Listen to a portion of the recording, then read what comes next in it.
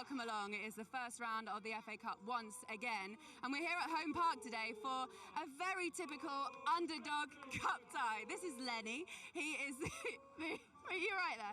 He is the mascot here for Sheppey United. Sorry if that hurt, by the way. Sheppey United, of course, they are non-league. They're from the 8th tier of English football, and tonight they're going to be playing against League Two's Walsall. So if you don't know much about Sheppey United, and perhaps Lenny as well, then you are forgiven. But we have enlisted the help of a local resident to tell us a little bit more. Thank you. Hello, I'm Sean Williamson and welcome to the beautiful Isle of Sheppey.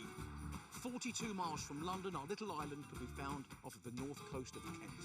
This magical little seaside resort has so much to offer. What? What, you're saying magical's too much? No, it is. It really is. Sheppey is famous for award-winning beaches, fossils, bird watching, and the odd big name or two. Mustang Sally!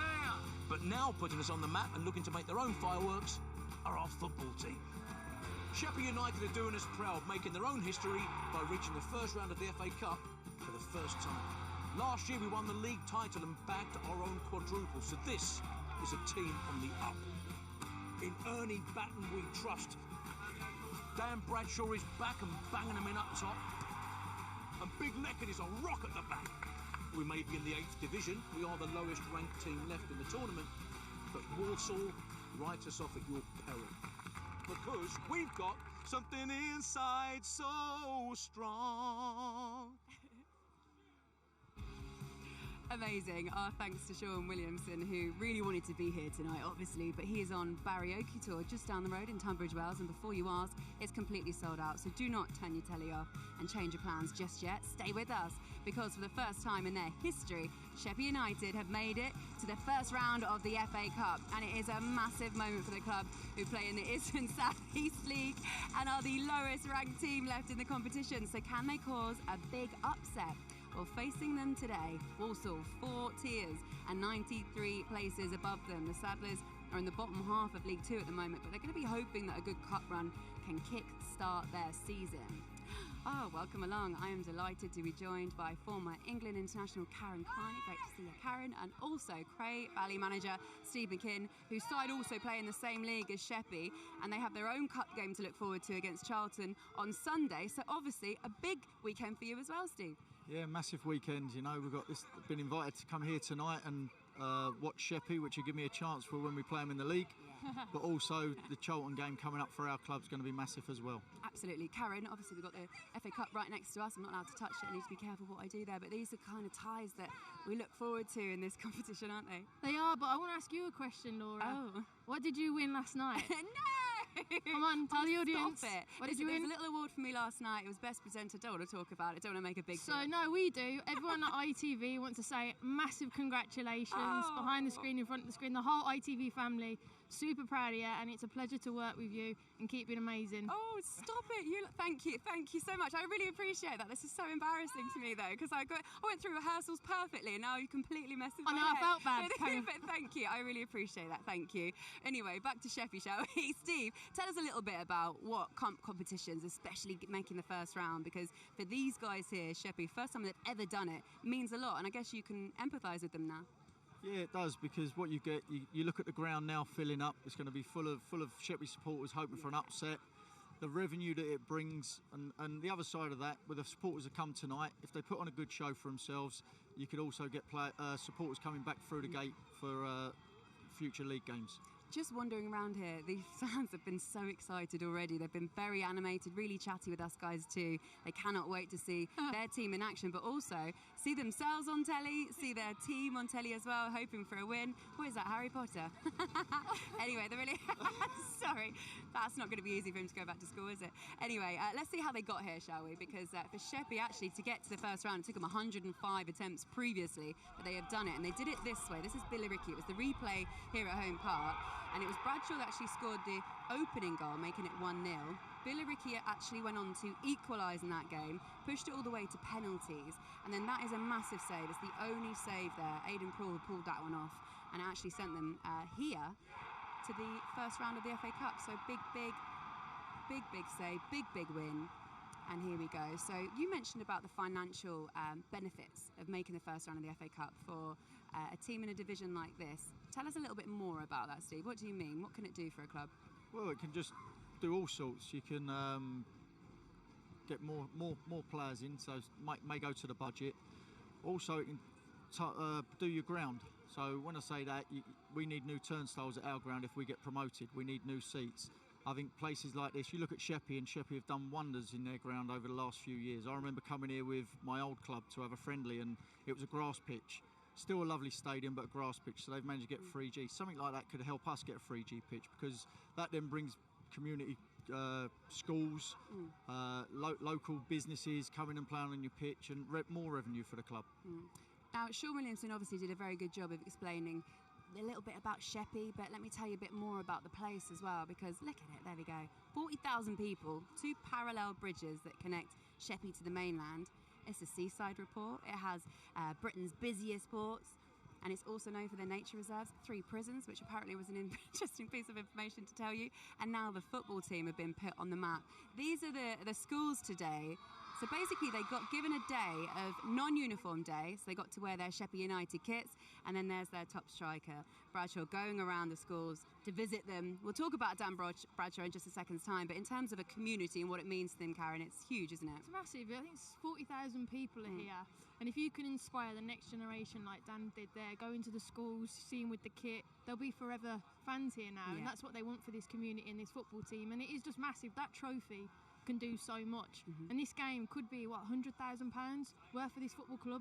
What could that do for the future? So it's really interesting. Okay, well, let's show you some of the other fixtures as well that you've got to look forward to this weekend. Here's a couple of them that are taking place.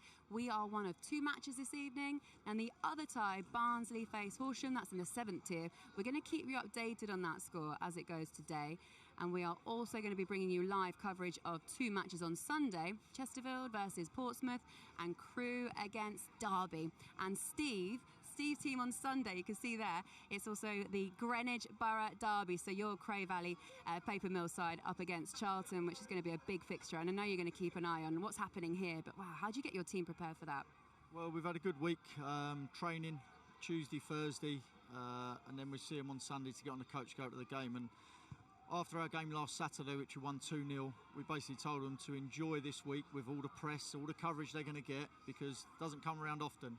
And they thrived on it and enjoyed it. And like I say, I can't wait for them to turn up at our ground to get on the coach and go to the Valley and enjoy themselves on Sunday. Excellent. Okay, guys, stay there, because meanwhile we have a kick-off coming up at 7:45 here at Home Park, and next we're going to be finding out a little bit more about the players and also the characters that make up Sheppey United behind the scenes. They are lining up for their first ever FA Cup first round fixture. Do not go anywhere.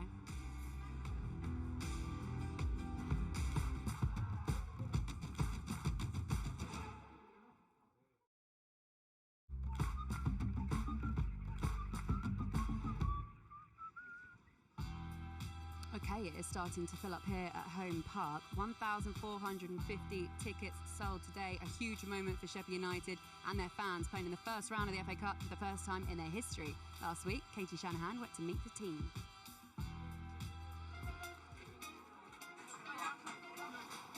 There you go. Oh, fantastic, thank you very much. Market, yeah. Tony Hughes, I'm the chairman at Sheppey United Football Club. Joshua Wisson, and I'm a student osteopath. Big player, this man, centre mid. Laken Majobe, student physio. One of our strongest players in the team, this man. Connor Harry Wilkins, I'm a scaffolder. How are you? You all right? Danny Leonard, sports coach at primary school. One word to best describe yourself. Funny. Handsome. Quick. Humble. Best defender. Myself. Someone that said humble? Famous Sheppey tunnel. Here you go. My name's Hadley Glock, I'm a recruitment consultant. Dan Bradshaw, and I'm a striker. Best player? Oh, God, that's a hard one, isn't it? I'll go Danny Leonard. I'd say, at the minute, Josh Wisson. Oh, for me, Richie Hamill. He's a leader. He commands the centre. People look up at him, and he's an extremely good player. Best celebration? Me or Bradshaw, Dan Bradshaw. You've asked for it. What's your celebration? I love Jude Bellingham, so I just give it the hands up in the air at the moment. I say myself for the old Shearer hands up. Your celebration? I'll get my teeth out in some way. I like an arm windmill. Can you show us this windmill?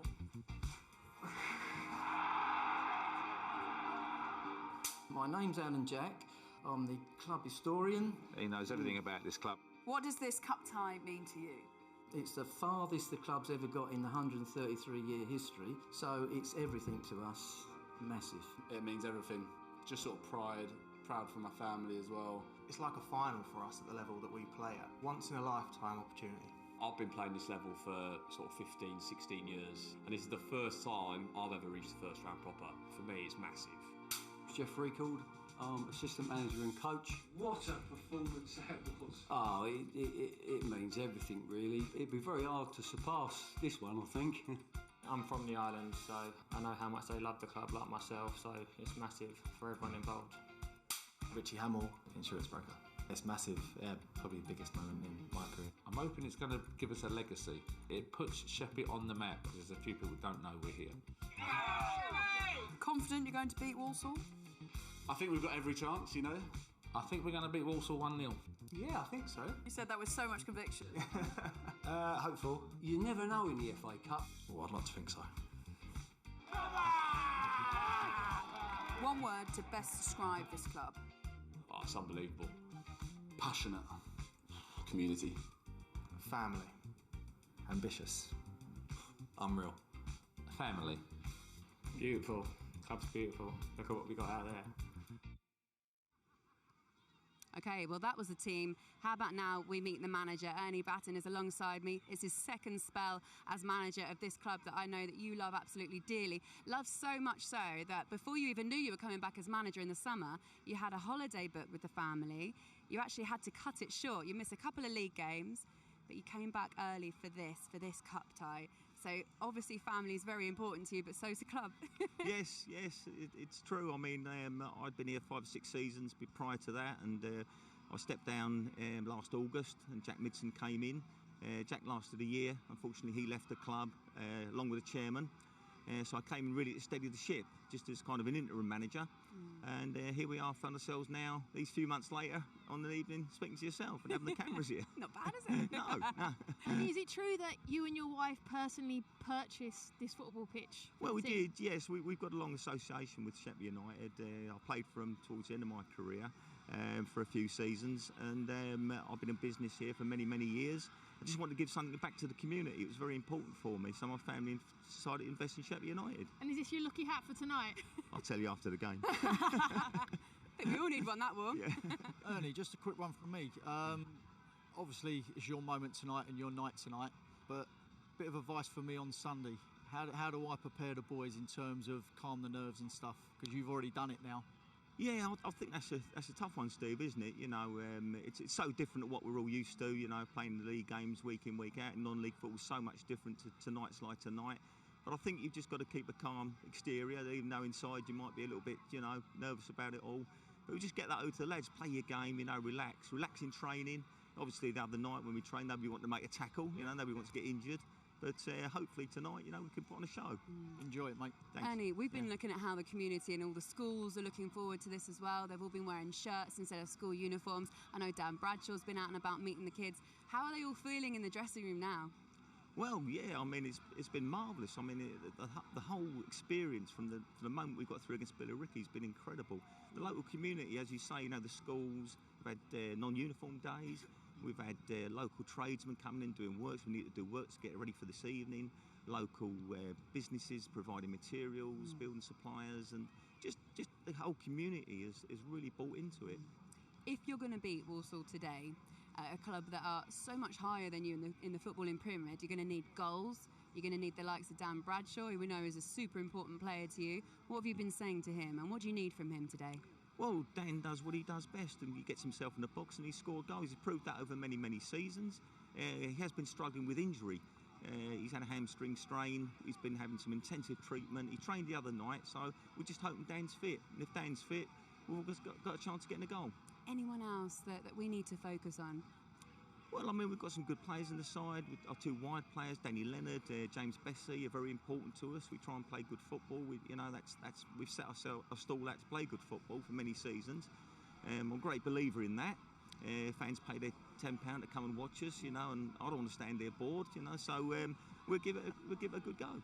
There's also something about the tickets that you're selling here and about how you wanted to keep the season tickets really low price as well, right? Yes, you know, again, I think having a number of fans and been important to us to get season ticket holders, to get people coming back week in, week out. Then they're going to bring their families with them. You know, it's getting people interested in the club. The club went out of business many years ago, only reformed in 13-14 season. And if you'd come here then, there was just a rope round the field. So that's how far we've come in the last 8 years. Steve was actually speaking to us about the benefits of a cup run for a small, low-league club and how much that money can be reinvested in the team and in the club in general. How important is that finance for you that you've already won to get here? Well, Steve's absolutely spot on. I mean, it is so important for non-league clubs, and I think this is what gives you the opportunity. It's why it's so important to have that extra finance, raise a profile. We've had so much interest commercially this week, and long may that continue. And it's just fantastic for the football club. Steve, I want your thoughts of just listening to someone like Ernie, who's been in the business for as long as he has and all the different roles that he's had here at Sheppey United. Whether you listen to that and think, wow, like any little bit of inspiration for you and your team. Yeah, it will be. Like I say, just coming in here tonight, looking at the stadium full, it's just, we're going to Charlton, so that's going to be full as full as it could be. From what Ernie said there beforehand about just keeping calm heads, I've tried to do that all week. And like you say, on the match day, it's totally different. And if I can take anything from that, like you said, just keep calm. Inside, you want to burst, but the players just got to keep them level-headed and hopefully they go out and perform. Ernie, what would it mean if you were to get a result tonight and win and get through? What would it mean to you and the club? I mean, it's just where we are now is an incredible achievement for the players and everybody involved with the football club. I'm so pleased for them. To get through tonight, we're already in dreamland, so it'll be double dreamland. Excellent. Ernie, thank you so much. Thanks We're not going to stand in your way any longer, you and potential double dreamland. So thank you. It was lovely meeting you. Thank you. And that hat, Steve, you've got to get yourself one of those hats for the weekend as well. Right, quick break, and then after that, we are going to be building up to this game, 7:45 kickoff, and focusing on the opponents tonight for Sheppey United, which is Walsall. Now, they are 93 places above them in the footballing pyramid. We're going to be hearing from their manager, Matt Sadler, next.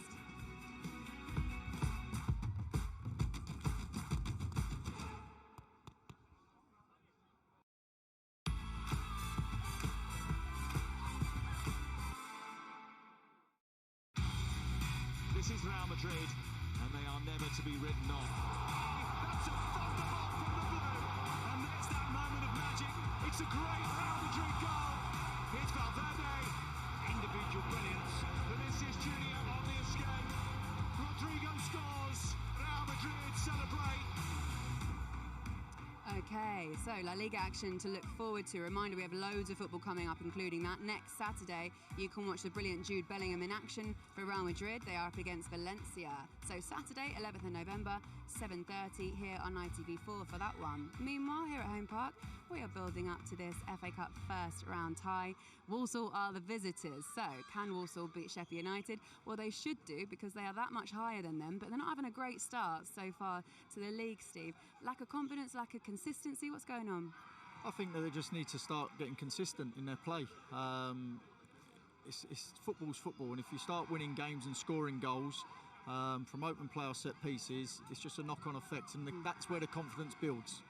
Are they a little bit in the shadow of those other teams in that area, Walsall? You're asking a Birmingham fan here, Laura. No, I did that deliberately. Look, I think they've come in. There's been new owners since 2022. They've tried to bring a little bit of stability, bought the stadium back, which has never happened before, the freehold. But they've brought in a lot of players, Laura, and maybe that's a bit the reason why there's been a lack of consistency. But you asked about the other big clubs. I actually think Walsall should probably look at the players that are not playing at the likes of Villa, Wolves, Birmingham, and say, look, come and play here, we'll give you an opportunity as a young player and build on that. Ryan Stuck's probably the best example of recently of one of those players. How important is he to this team now? Well, he's come through the ranks of Birmingham, so another talented kid that's come through the academy, and now he's finding his home here at Walsall. Talented, he's definitely got something about him. We'll keep an eye on him today, but he's got that little bit of stardust, I would say, and for Walsall to get something, you need to get him on the ball and that creativity in that position he plays. Another one of those players that the new owners have brought in as well is Isaac Hutchinson, and you speak about new owners making an impact and trying to win over fans, and if you come in and you spend that money and you bring in a number of players, it's obviously going to win them over a little bit.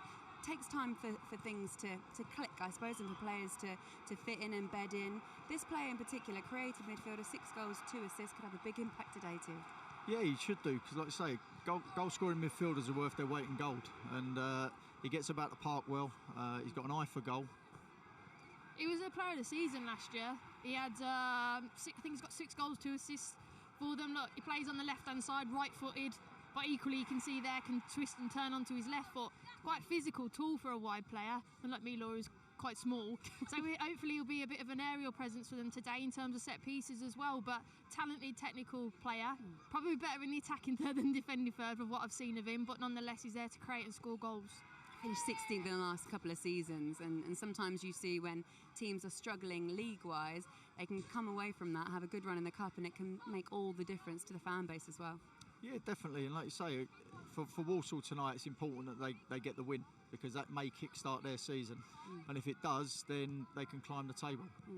Those new owners as well, one of the things that they think is really important is the inclusion of community. And while we speak about Sheppey and how it feels like everyone on the Isle of Sheppey is here tonight, quite nice to know that owners are coming in and they're focusing on things like that, because it doesn't always work like that. But that's what it should be, and you're right, like we're talking about the FA Cup, that is about communities, and it's good to see the owners come in and going, look, we're going to look after the Walsall fans, we're going to build, we're going to grow the fan base. But the thing I liked about them was we're going to do it slowly and make it sustainable, because it is difficult in that area. It's saturated a lot of football clubs in the West Midlands, the Midlands in particular, so they've got to do it differently, and I quite like their strategy. Excellent. Okay guys, back with you guys in a second. Walsall manager Matt Sadler, he is taking charge of his first FA Cup match tonight, so why don't we see how he's feeling. He's been chatting to Katie Shanahan. Matt, your first FA Cup match as the manager. What have you made of Sheppey now you've arrived? Yeah, there's a real buzz about the place. They obviously all come out in force, so everyone's looking forward to the game. We're looking forward to the game. We've got 170 fans coming down from Walsall for horrible conditions for them, and to come down and support us today. So we're looking forward to playing in front of them, and it's a great occasion. Is tonight all about your players having the right attitude? Yeah, that's the same as every game though. They have to go into it with the right attitude. Of course, we've got people wanting an upset here. We've got a load of supporters that may not necessarily be here. They're all desperate for an upset here. So we have to rise above that, show that really, really resilient mentality throughout, and put our own stamp on the game and play our way. Let's talk about team news, because Douglas James Taylor starts up top with Danny Johnson dropping to the bench. What are your reasons for that? One of 3 changes. Yeah, Douglas chomping at the bit, and he's been desperate for a start, and looking forward to seeing him play tonight. So, yeah, that's the reason for that. And it's not all about FA Cup glory, but how will this run, if it all goes well, goes for you and the club financially? You've spoken about it previously. Yeah, and we've got to get through it tonight. So yeah, it's a big opportunity for us, one we're really looking forward to. But we have to perform. We have to make sure that we're right on top of it tonight. Best of luck. Thank you. Thank you. Cheers, guys. Okay, there you go, Matt Sadler, 38 years of age. He was a player for Walsall in 2022. Now he's the manager. 38 seems like a very tender age to start management. Wasn't that your age? It was indeed, yes, and you look 10 years later, I look nothing like Matt, so like I say... 20 years older, like. Just checking.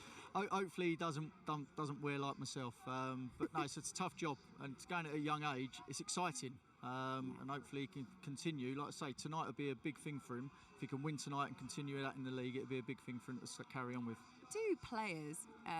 I suppose associate better with managers that are closer to their age, or do they prefer managers? Depends if they pick them, Laura, and how they treat them. But I guess tonight Matt Sadler's got to tap into his psyche as a former player and say, look, silent the crowd, it's a different surface, quick start, fast start, don't get drawn into it. But so he's tapping into his ex-player psyche. Okay, excellent. Not long now until kick-off here. FA Cup fixture. It's the first round, the first time these guys, Sheppey United, have ever made it. Walsall are going to be the opponents, and they are both out after this very quick break.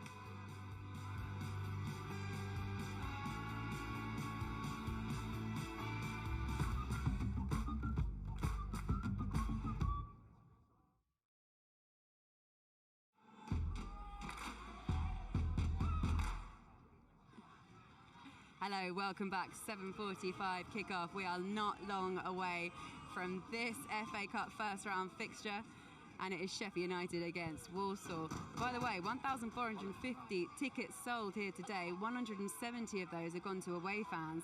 Katie Shanahan is in and amongst them, soaking up all of the atmosphere. Let's head down to Katie now. Sheppey United's first game of the FA Cup was against Midhurst and Eastbourne. That was back in mid-August, but as you can see, it's fever pitch with all these Sheppey fans living the dream. Let's come and meet some of them, shall we? I'm joined by Steve, Paul, Andy, Saskia, and everyone here who's having an absolute ball. Steve, I'll come to you first. You've been a volunteer at the club for so long and watched Sheppey for 40 years. What's it like having Sheppey centre of attention? It's a dream come true at this level, what we've achieved with the volunteers. All the schools have got behind us today. It's just unbelievable, and all the hard work is now paying off. Paul, you're the club DJ and PA announcer. What's the #1 song that's going to get all these Sheppey fans going wild? I reckon it's going to be White Stripes, Five Nation Army. And you're going to bring your A game tonight? I'm going to try. Very much. And Andy, your brother-in-law to Ernie Batten. How's he been coping with all the pressure? He's cool, calm, collected. He's a big game manager, even at this level. Do you know what I mean? So he's been absolutely relaxed. He'll get the team ready. They'll be fine. And even if we don't lose, even if we lose, we win tonight. Because we're here. Do you know, we've arrived. You know. Yeah, keeping positive. And Saskia, how big is this occasion for the club and the community? Because you're here with the women's team. Yeah, we're all here tonight. It's massive. It's history. It's history making. It's massive for the community and the club, not just for the men's, but for the women's as well. They've contributed to the women's game and provided us all the same facilities as the men, and we really feel part of the Sheppey United family. So, yeah, backing them all the way. So, Laura, everyone's set and ready, aren't we? Who's going to win tonight?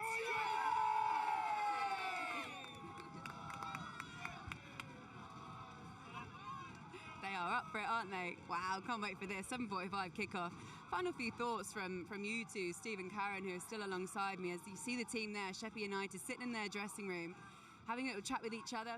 Final thoughts, I suppose, Steve, you're going to be in that position at the weekend when your team play Charlton. Same round, same kind of difference between the teams. What would you be saying to them? Similar to what Ernie said before when we had a chat with him out on the pitch, is just try and keep everyone calm, collected, and just play the game, not the occasion.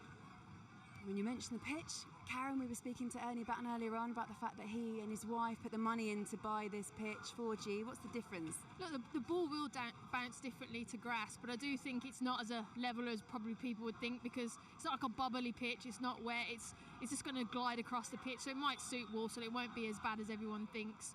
What is the plan? How do you need to set up when there's a team that obviously have far more experience, investment, all that sort of stuff coming to town when it's your ground? Try not to be too expensive at the start. You've got to stay in the game as long as you can, because the professional sides, they're full-time, they're athletic. You just can't let them overrun you early doors, and you just got to, like I say, try without sitting deep, just try and be reserved rather than go gung-ho. They're under no pressure, Laura. They come here, they're already, Walsall are obviously favourites with this tie, so they've just got to go out, enjoy themselves, lap it up, enjoy the crowd.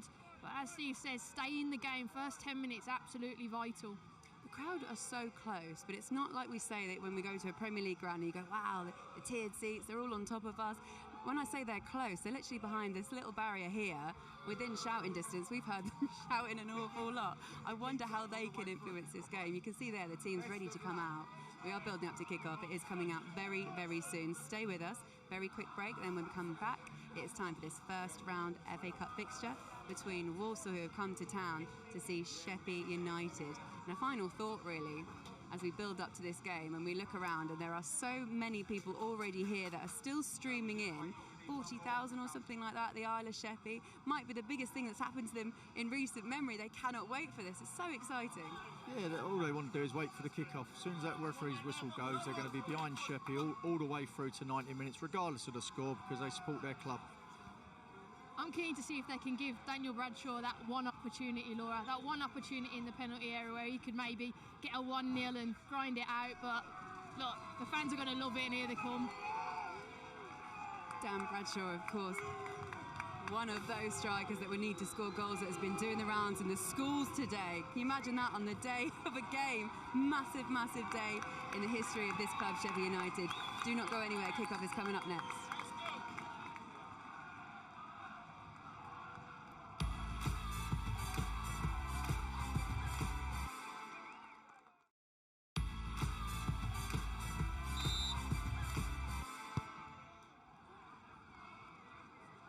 Welcome back to Home Park. We are just about ready to kick things off here. It's non-league Sheppey United from the 8th tier up against League Two's Walsall. So guiding you through all the action, we have Adam Virgo. He is alongside Sarah Hutchinson. Over to you two. Yes, thank you very much. You can't escape how special a night this is for Sheppey United, a club that's the centre of its island, an island unknown to many on the mainland, but with a chance to make its mark on the map. And the Sheppey 11 hoping to make more history for the club, and it's the same 11 that overcame Billericay on penalties. There were fitness doubts over three key players, but defender Connor Wilkins, winger Danny Leonard and main striker Dan Bradshaw have worked hard to make sure they weren't going to miss this one. And Matt Sadler makes two changes from the team that lost to Mansfield last weekend, with Douglas James Taylor preferred to Danny Johnson. And Ocean McEntee returns in the midfield to slightly ease the squad's injury worries. Well, not many teams are more inland than League Two Walsall. The mid-table Midlanders hoping to keep the underdogs at bay. And Ernie Batten keeping things close to his chest about how his side is going to approach this one. But there is no doubt about it, the biggest game in the club's history. And for Walsall, in the FA Cup last year, they reached the fourth round where they faced Leicester and they were the underdogs on that day. But right now, they're the giant to be got at.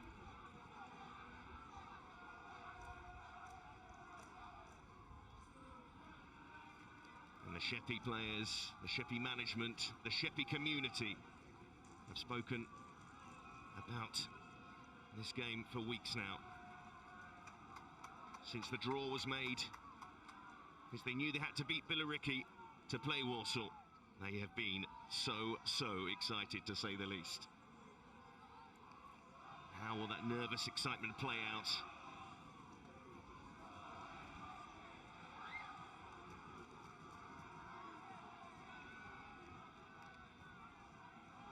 It's a cold night on the Kent Island.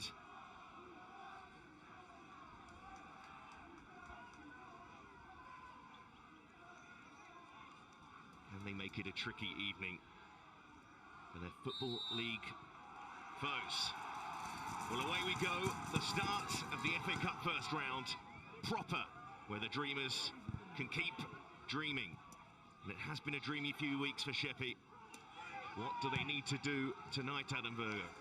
Well, it's a wonderful occasion for the football club, as we have spoken about coming into this game, but now it's really down to the players to react to the game situation. I always look at the first 10 minutes of these games. It is so important that they don't concede that early goal because of the emotion coming into this game for Sheppey. The players would have looked forward to this, and you look at their league form coming into it, a couple of defeats as well, and sometimes the players have the mindset on this game, and that's certainly understandable. But you come up against a Walsall side, Seb, that have been very, very inconsistent this season in League Two, really struggle from defending set plays, and I think for Sheppey, the opening 10 minutes, can they just try and settle into the game, maybe get an early chance or opportunity and see where the game takes them? Ernie Batten promised his side wouldn't park the bus at home. They want to, of course, be competitive in a game like this. But right now, on the back foot, as McEntee tries to prod that ball forward. And Hamill, key player in that midfield, the captain, put under pressure, looking to get it forward to Bradshaw. Huge night for Dan Bradshaw, and with all his experience at this level.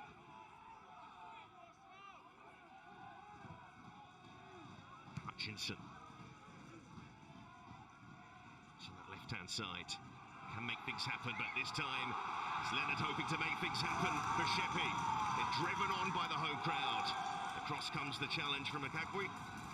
The first chance for the crowd to get behind their side. Well, they've been missing important players, Sheppey, coming into this game, and Leonard certainly has been one of them. Really pleasing to have him fit again this evening.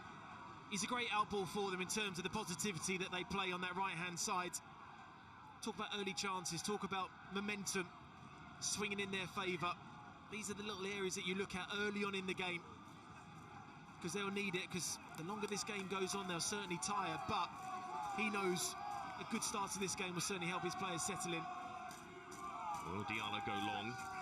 from this throw-in, the right back. Play that ball forward, looking for Saldana. To try and pin Walsall at this end of the pitch. And Daniels, the calm captain, but not so calm that time. It will be a corner and a first chance for Sheppey to apply some set-piece pressure. I've been in these situations myself, Seb, as a Walsall player. You've got to defend set plays well this evening. You cannot be going through the motions. This is a massive area where Sheppey can certainly be very, very dangerous from, certainly the quality of Hamill. In goes the corner from Richie Hamill, hung towards the back post and well taken in the end by Evans. Look to get Walsall going here, and that means Sheppey have to backtrack quickly. It might be stretched if the ball was better over the top.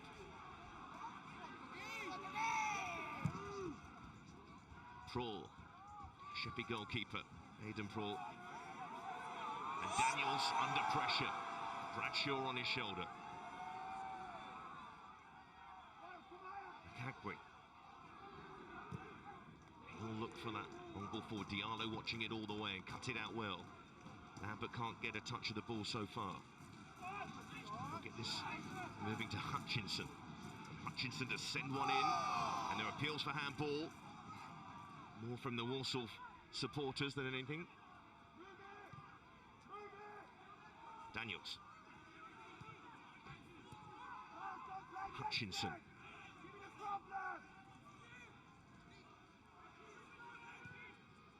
Daniels out to Gordon. Two dependable members of the back four for Matt Sadler. It's Daniels once more. So just Stirk in that midfield partnership. Just like to get forward as well. Ryan Stirk. Hutchinson. Kagwe. Riley. Expect to see this sort of situation tonight. Walsall with plenty of the ball, and Daniels carrying it forward and clipping a ball over the top. It was a midfield run from McKenzie. And they have to keep an eye on those midfield runs, of course. Yeah, I mean, the more time they have on the ball, it's really important for Sheppey to keep an eye on players that make the off-ball run sometimes. McKenzie was another player that just runs through. Stirk will be one as well. Tierney will be another. They'll be supporting those players.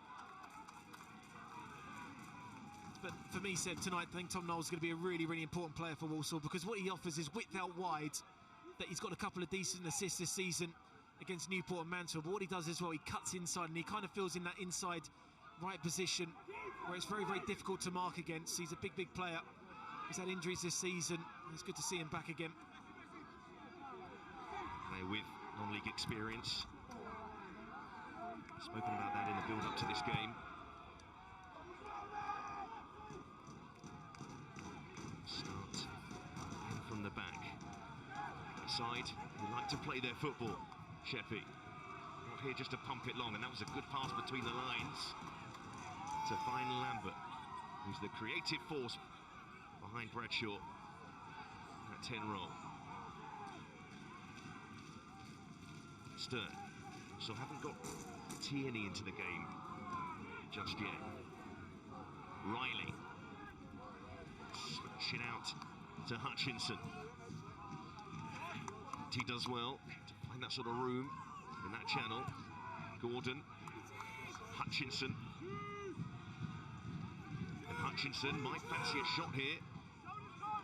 Works it wide to Tierney. Tierney across. Cleared away by Morgan. Bradshaw battling with Daniels. Not allowing him to settle at all. Evans. Bradshaw will keep chasing.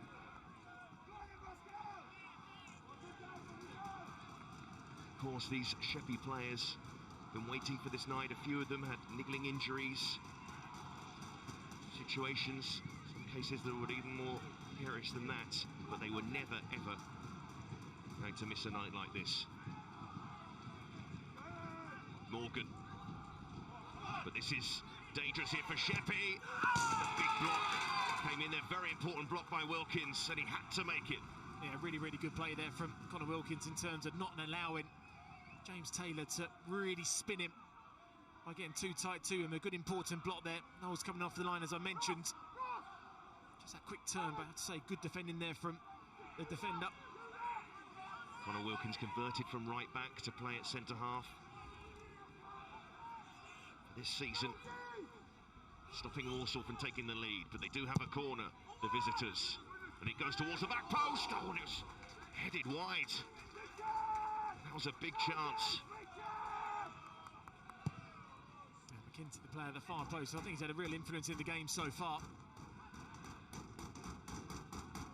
He's made a couple of decent midfield runs so far in behind. That was a nice touch from Hutchinson. Stirk inside, Tierney from range. Wide it goes, he had time to take that shot, but the sort of positions that Ross Tierney will take up in this game could cause Sheppey a few issues. Yeah, he's a really important player for Walsall in that kind of 10 role, pushing on a little bit. He's had some excellent performances in recent weeks. I think he's kind of player now needs maybe to add goals to his game, because in terms of what he offers off the ball and with the ball as well has been excellent for Matt Sadler's side, but I certainly know that he's in good position sometimes, maybe to add a little bit few more goals to his repertoire. It's a player on loan from Motherwell. It's been spoken. High praise from the manager, Ross Tierney.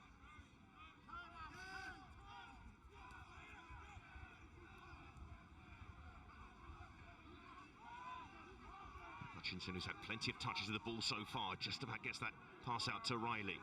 And Riley gets it back once more. Hinting. Riley into Hutchinson, looking to link up, looking for the 1-2.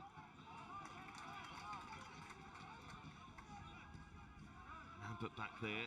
Can they pass their way out from this sort of position? They have to go long, but Bradshaw will work hard on Daniel's shoulder, and Bradshaw, oh, he almost nicked the ball. Donovan Daniels there. Well, they're the kind of balls early on that Sheppey going to look for Bradshaw in behind. And McKenty pulling it back. He did brilliant. Way to find James Taylor with a shot straight at front. Well, he started the game really well, McKenty. These runs he's making time and time again. There's an area that Sheppey had to be aware of. Doesn't really give up on it. Just a little cutback there to James Taylor. Just couldn't quite get the power on the shot that he was looking for. But I have to say, Walsall started well in the first 10 minutes. When you look at these kind of games where they can be very awkward for you, in terms of controlling the tempo of the game with the ball, limited opportunities, allowing Sheppey chances towards their goal.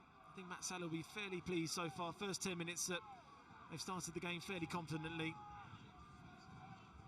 Yes, those 10 minutes, those key 10 minutes have passed, but also have looked threatening in those 10 minutes. Just an eye at the moment on Connor Wilkins, the centre half. Still not moving freely for Sheppey.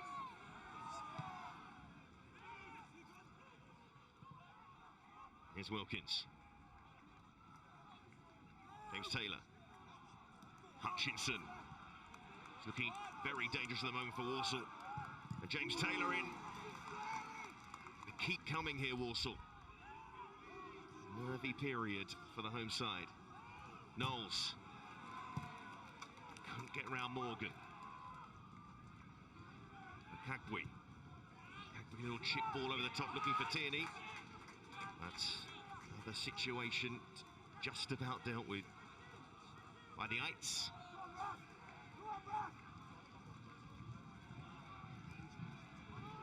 Morgan forward to Lambert. Did well enough actually just to get a little flick away, but they can't hold on to it long enough.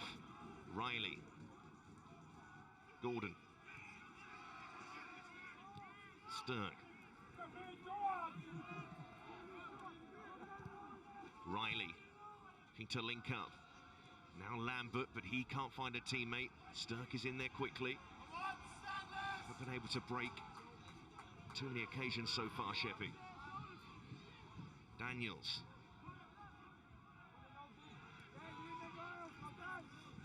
Gordon. Comfortable on the ball. The visitors, we thought they might. Yeah, as expected. Controlling the game really well with the ball. Sheppey not really looking to try and press too eagerly, too early, because we're talking about those runs in behind from the midfielders at the minute. They've been hard to mark against, switching play really well, especially down this left-hand side more often than the right-hand side. Hutchinson. Stirk is seeing plenty of the ball so far. Out it goes to Gordon. Time to get a cross in. Away by Wilkins. That will test how well he's moving. Seems to be better now. Look out for this ball as well and win the header. Gordon. Kick goes to Daniels.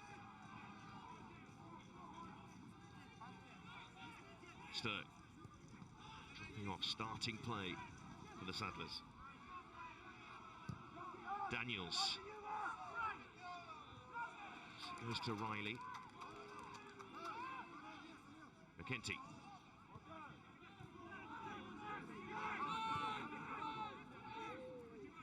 McKenty again. This is it towards Stirk. And now Hutchinson to quicken the tempo. Hamill couldn't get to that. Here's Daniels. And it will be a free kick in the end.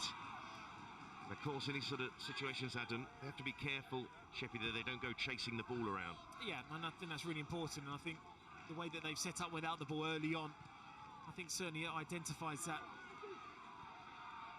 Saldana to get them going here, Morgan. And that's going to go behind for a corner. Well, they've needed that little period down that left-hand side.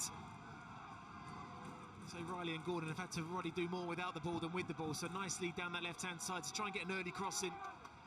It's from their side a corner, which we all know at this level can be so important in terms of direction towards goal. Jacob Lambert looking for a delivery to provide an inspirational opener. Also dealt with that one. Douglas James Taylor to bring it away and stretch the play and look to switch it. Ball wasn't the best. Here's Gordon.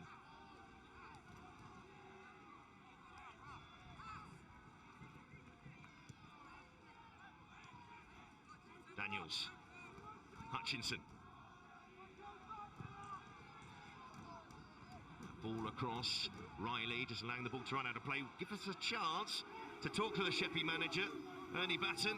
And Ernie, your side's negotiated the first 15 minutes. How have you seen it so far? Yeah, very much as we expected, really. We thought, you know, obviously they're going to come out and try and get that early goal against us. I think we've weathered it reasonably well. We're just trying to get on the ball ourselves now and play ourselves into the game. And the way you've prepared the side, has it played out as you thought it might do? Yes, I think so, yes. You know, we had a couple of injury worries that the lads seem to have come through. Yeah, quite happy so far. And Connor Wilkins just looked like he might have picked something up. Is he okay, do you think? Yes, Connor seems to be moving okay now. Thank you, Ernie. We will touch base with you again. Thank you. He'll be happy. The fact that that scoreline is 0-0 as it stands. Yeah, I think his last couple of answers, he's more worried about the game than talking to you. But no, I think he'd be fairly pleased the way that his side has started.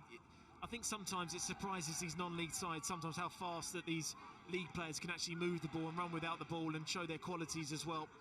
That they're not used to this kind of level week in, week out. I think just that early goal, as we spoke about, not conceding and almost taking the whole emotion out of the game, I think he'd be fairly pleased with that. But now there comes a time where you need your good players to get on the ball. You need the likes of Wisson and Hamill to try and control the game a little bit, try and get those front players into the game a little bit more. They've had a couple of corners already. There's James Saldana, described as the most skillful player in the team, but couldn't quite get that under his control. Stirk forward, less by Tierney. And Tierney getting it back. This is a good move from Walsall, and dangerous for Sheppey. Gordon shot, saved by Prohl, and they can clear it away here through Wilkins, who does just about get it away. Well, they moved the ball really, really quickly again. Gordon down that left-hand side, getting the shot towards goal. It's a good save in the end. An important save, and players like him, Prohl, will have to be so important.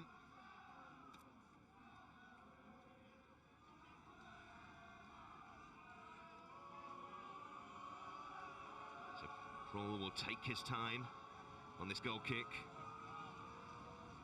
Pit long towards where Bradshaw, maybe it finds its way to Leonard, who was able to stretch that Walsall defence in the first few minutes.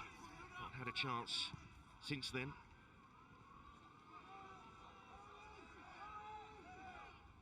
Kroll.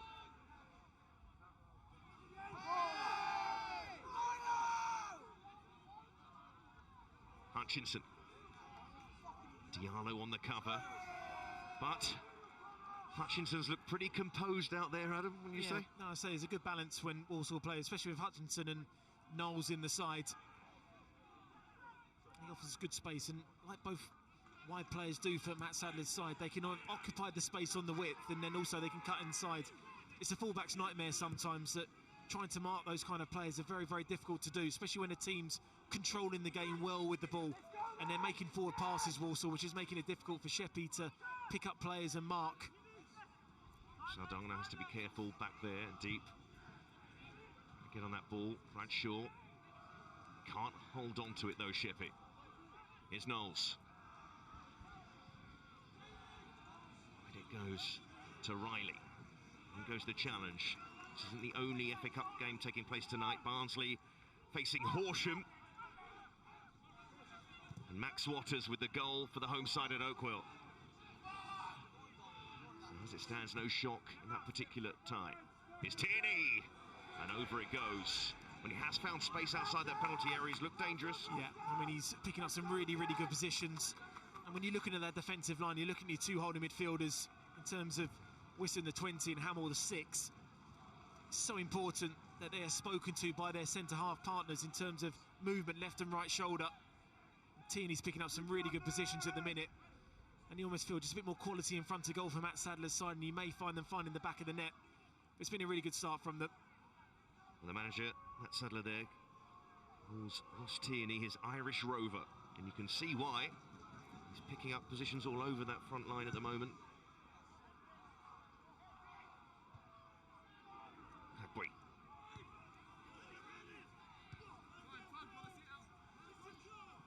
James Taylor can't hold on to that. Wilkinson and that ball to Wisson. Leonard. Again, the possession is brief, but the break was brief as well. For Walsall, after 4 games unbeaten, lost to Mansfield at the weekend.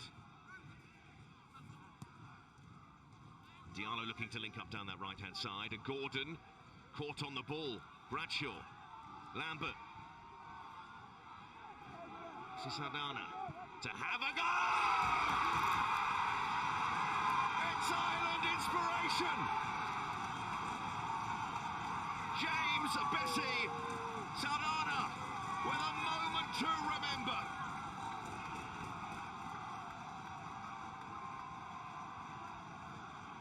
He let fly from range to rifle the heights in front. And whatever happens after this, he'll always have that. Well, this stadium has just taken off. What a goal. Poor play there from Liam Gordon that gets caught. And then they finally just get that little bit of quality, that bit of composure. James Bessie Saldana, take a bow, son, because that is an unbelievable goal that you'll look back on time and time again. What a finish. What a goal.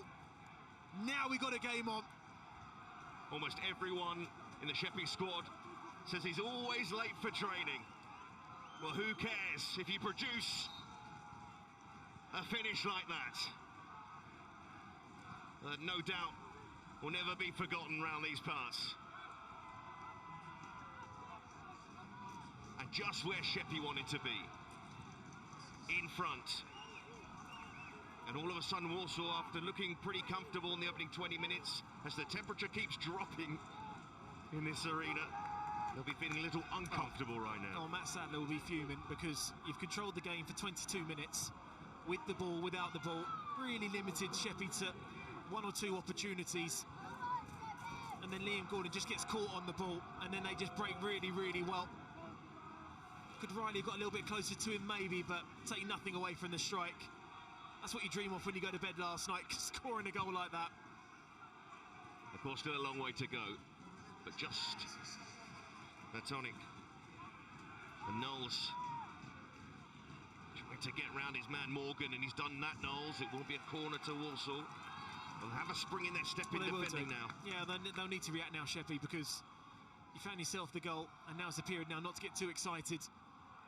And it's almost back to game management again, almost like you're 0-0 or 1-0 down. You have to try and control the game.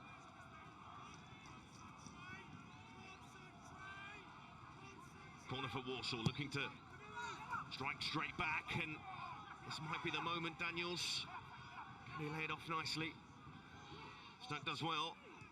Daniels, but the bodies are back there, and the goal scorer, Saldana. Lambert, now Wisson. And Wisson with the switch, but Gordon cuts it out. Diallo. He was caught there by James Taylor. This might just be a warning from the referee, Tom Reeves. I think he's saying there's not really a lot of contact there. It's a challenge that was slightly late. I think he's wrong there, he's certainly caught him. The referee says that's a yellow card or not.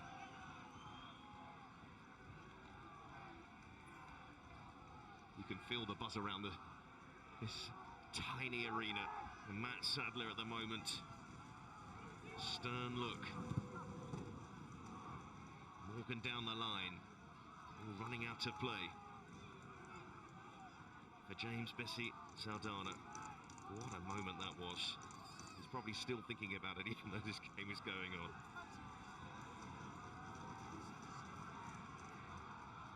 Keep breathing. Yeah, keep breathing.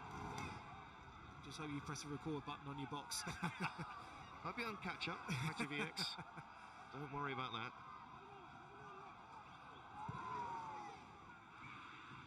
Owen Evans forward.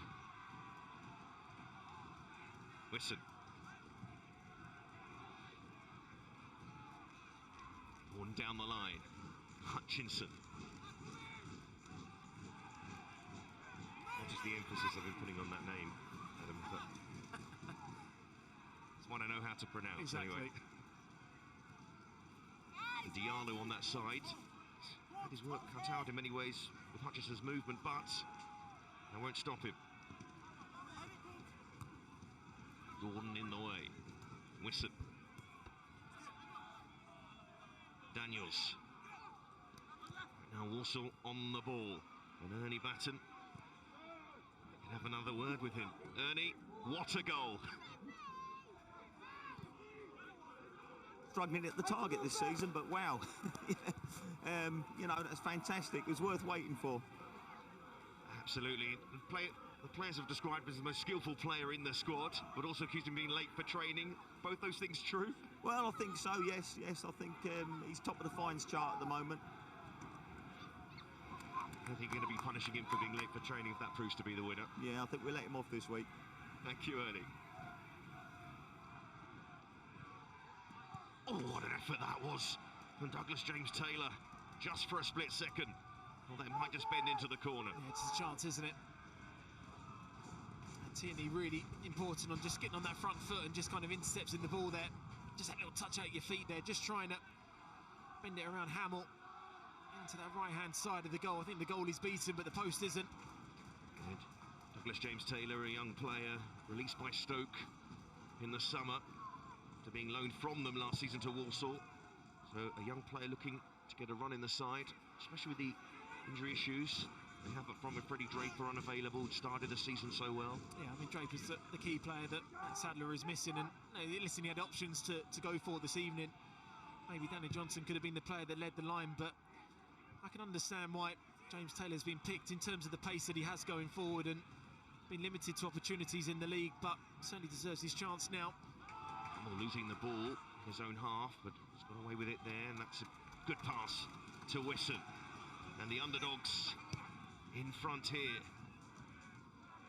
And the underdogs at Oakwell have levelled things up.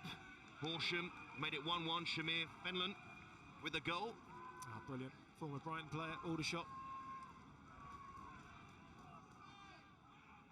That's a really good setup at Horsham, just 20 minutes down the road from me, Seb. I know it's certainly important. You talk about 3G pitches and what it means to the community. Horsham's exactly the same there, and pleasing against, they've got the equaliser against Barnsley, who are a very, very good side as well.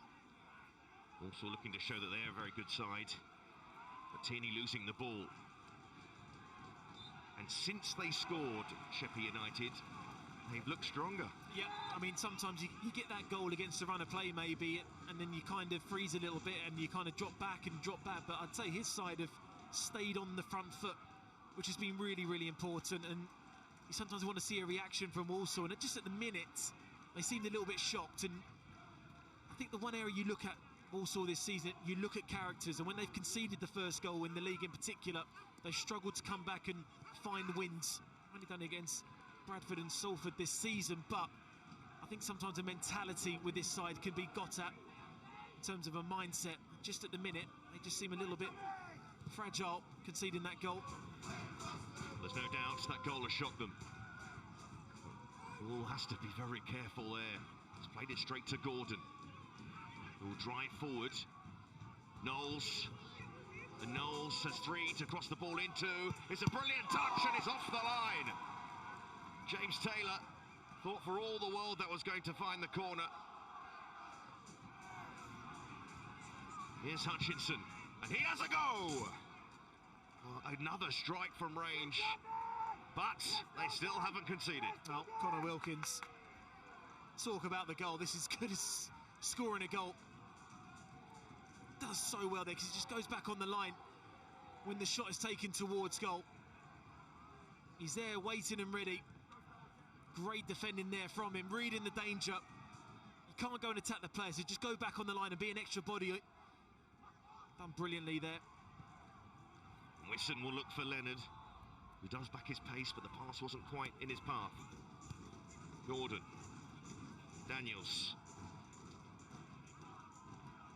Plays it forward. Looking for Tierney in that pocket of space. Now Knowles, will he get to this? No, he won't. So right now, nearly a half hour played, and this man's brilliant goal is the difference. Yeah, brilliant goal. And it's the first time really that Walsall lost possession in their own half that they capitalised on really, really well. Jacob Lambert had that bit of composure to put it out wide to Messi Serena, and he'd tell you what now, you go to bed and you think you want to go and score like this. You look at the defending a little bit. Could Riley just got a little bit closer to him to stop the shot happening? And he didn't, and he capitalised on the space there. What a goal. I mean, this is what the FA Cup is all about. This is why everyone loves it so much. For moments like that, it's moments like that that make this competition. And Lambert need to stretch them again. See Saldana couldn't quite get on the end of that, and he hasn't seen much of the ball in this game so far. Tierney, look at the confidence in the players at the moment. Joy Egbe, the centre half there, just stepping away from Tierney. Leonard, Wisson, always giving the ball away to James Taylor, and Taylor looking to show his pace and his finishing ability, and he does it perfectly. A mistake from Sheppey cost them there, and when you're facing teams from several tiers above, that's often the end result. Yeah, that's what happens. It's Joel Wisson that gives away the ball in that midfield area. Not really too much about him. It's a safe ball when you just go backwards, but it's gone to Douglas James Taylor. That does so well. Goes away from goal, but the pace of it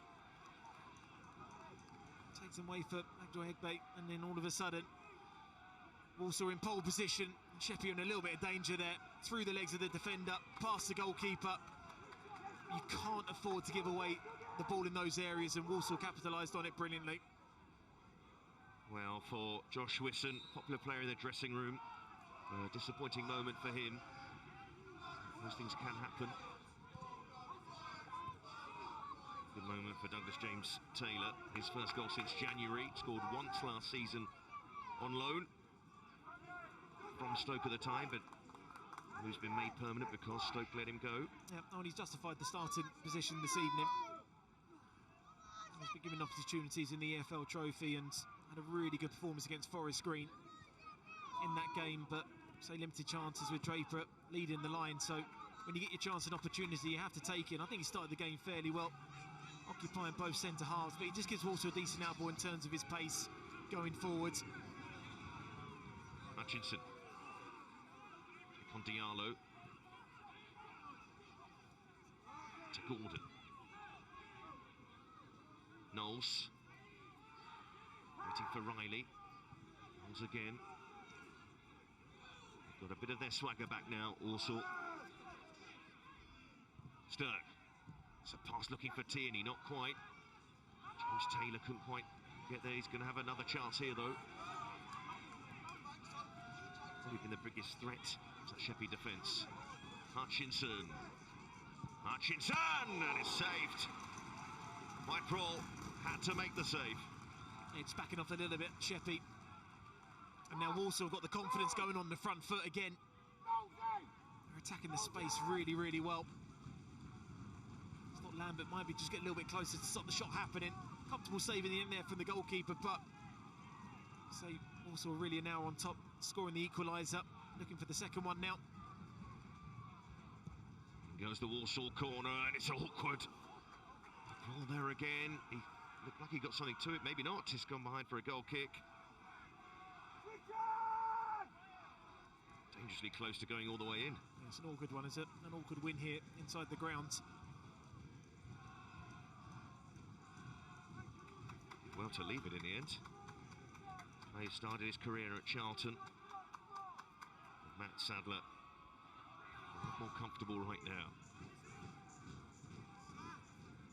What about Matt Sadler, Adam? This is his first managerial job, a player who played during your era as well. Similar ages. Once an England under-17 teammate of Wayne Rooney. Not you, Matt Sadler.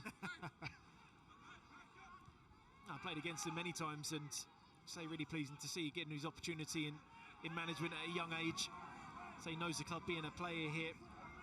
So it's a difficult job in terms of trying to find momentum, trying to find a squad, but so he's been allowed to bring players in this season, but injuries and maybe finding his best 11 has been difficult for consistency. Hutchinson hangs that in and Knowles goes up for it. Riley's attacking it as well. Stirk. Oh, that looked very close. A look towards the referee, but on we go. Conti. Play it forward. But a chance to drive forward and urged on Majaekbe. And one back by Knowles. And Knowles now playing inside, and James Taylor. Riley.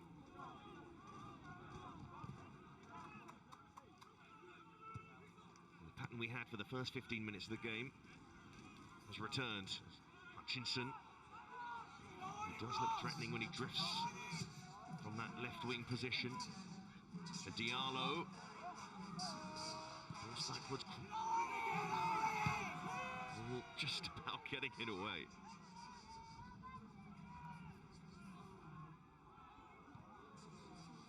Up from Riley. There's Tierney. Hutchinson again. Gordon. Ryan Stirk. Hutchinson. Go for a shot from range, looking to link up once more, and that will be a free kick. Well, what about that possible penalty for Walsall? Well, it's just one of those moments that you have your heart in the mouth.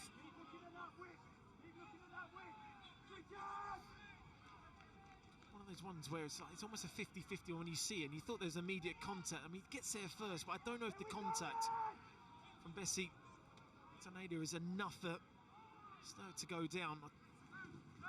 First reaction, you thought he's in trouble. Then when you see that again, I can understand why the penalty's not given. I'm sure you're not wondering about this, but there is no VAR at this stadium. Or goal line technology for that matter. Wilkins. Another loose pass though at the back. and presenting themselves with a problem or two. Knowles chopping, and again, and Paul is doing very well at the moment to keep out these long ranges. Well, they're making their own mistakes in the minute, Sheppey. They've had little elements of play where sometimes they're just playing in the wrong areas and almost playing the wrong ball. That time it was Connor Wilkins who looked for that long diagonal out wide. Was never going to reach, and then Tom Knowles took over and cut inside out and threw Prahl into another save. The corners a bit tricky for Sheppey to deal with as well. Tierney to take for the outswinger perhaps this time. Daniels up there from the back of Boy as well. In goes the corner. It's a low one. Sardana does well to maybe get them going. Hamill will look for that ball forward, and Leonard is quick enough to get there, but needs some support. The support just didn't come quickly enough. Tierney now, he'll try and go long. Stark winning that one, and then see Sardana there. It's an uncomfortable looking challenge, but ridden by Tierney. Daniels.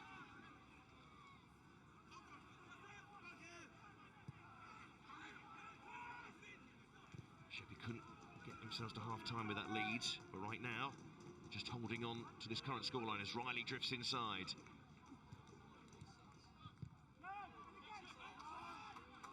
Sturck. Seems to be at the moment who's going to have a shot from range in this Walsall side. Finding room on the edge of the box. Sturck, it's his turn! And once again, Kroll, how many saves has he made in this first half? Well, he's been magnificent, he really has. And he's kept Sheppey in the game early on. It's certainly a way to go for Walsall, because at the minute, they're just dropping far too deep, Sheppey. The defence are dropping, the midfield is just dropping a little bit too much. And the shots are opening out left, right and centre for Walsall to be shooting from 20, 25 yards. But goalkeeper's having a brilliant game so far. Big game at the moment for the Sheppey United goalkeeper. Scores still level. In goes the corner. Doesn't come for that corner that time, and the header in the end empty in that midfield. And he's had a couple of those sort of situations at the back post. Yeah, that's one they're looking for, just at the far post. It's Bradshaw that's marking him. It's just a couple of times lost him on these occasions.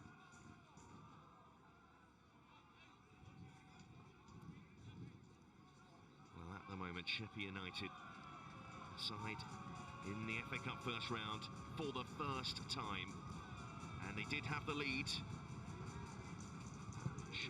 Relatively short period of time, 11 minutes.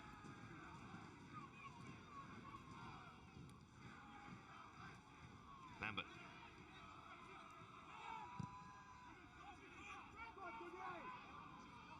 James Taylor. Hamill. Yes, he does well once more. They stepping out of defence, not for the first time. Hutchinson. Gordon.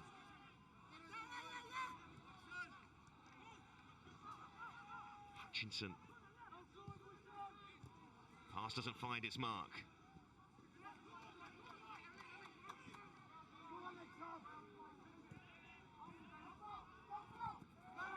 Here's the challenge. What a free kick. They're not going to get it here. So 1-1 here. But Horsham have taken the lead against Barnsley. They were a goal down, remember. It's a penalty that's put them in front.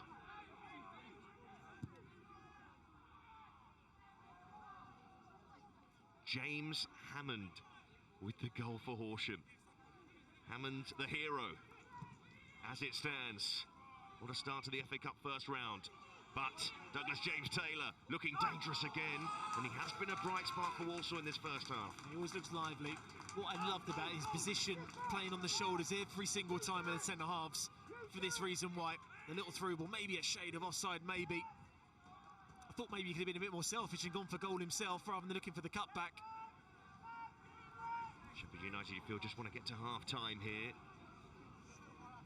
Walsall knocking on the door. They've had a fair few efforts in this first half. And Tierney to take this corner. He's in there again. Tierney hangs it up there. Daniels is attacking it. And the slash at it from Knowles. Struggling to clear here. Sheppey United, but they do get it away eventually. Yeah, Walsall just looking at the far post every time. McKenzie's on one side and then Williams on the other. Sheppey have found that really difficult to defend against. It's Stern. Daniels. Hutchinson starting to drop off a little bit as well. Sheppey, only Bradshaw up front on his own.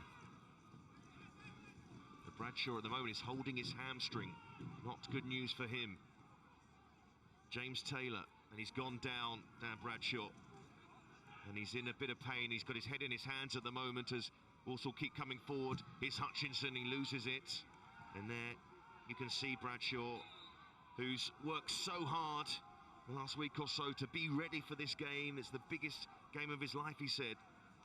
But is it going to end prematurely? I mean, Bradshaw and Leonard looking at therapy and every method possible to be ready for this game, but it does look as though as he puts his hand on his hamstring, that might be the end. It's totally understandable from Andy Batten to go for his key player, top goal scorer, to be leading the line. He's given everything, and unfortunately he's just pulled up short before half-time. Yeah, a man who's got 133 goals for the club is coming off. Disappointment for him, but an opportunity here for Alex Willis to come on and maybe find a goal himself. And Bradshaw, who is the brother of Tom Bradshaw, the Wales international, who plays for Millwall, wanted to be here tonight, but he's a professional footballer and he's got a game tomorrow at home to Southampton, no less. Right, he'll need a bit of comforting, Bradshaw, but at least he got to play, and that was in doubt at some point. That was really important for him to be out there. It just gives, you know, when you've got key players, even though you're picking up an injury and maybe over 50% fit, just the morale for the team to have your key players out there psychologically can be so important. Now for Alex Willis to come in, he probably would have started if Bradshaw wasn't fit enough to lead the line. It's an opportunity for him now to get himself a goal and involve himself in the final third of the pitch.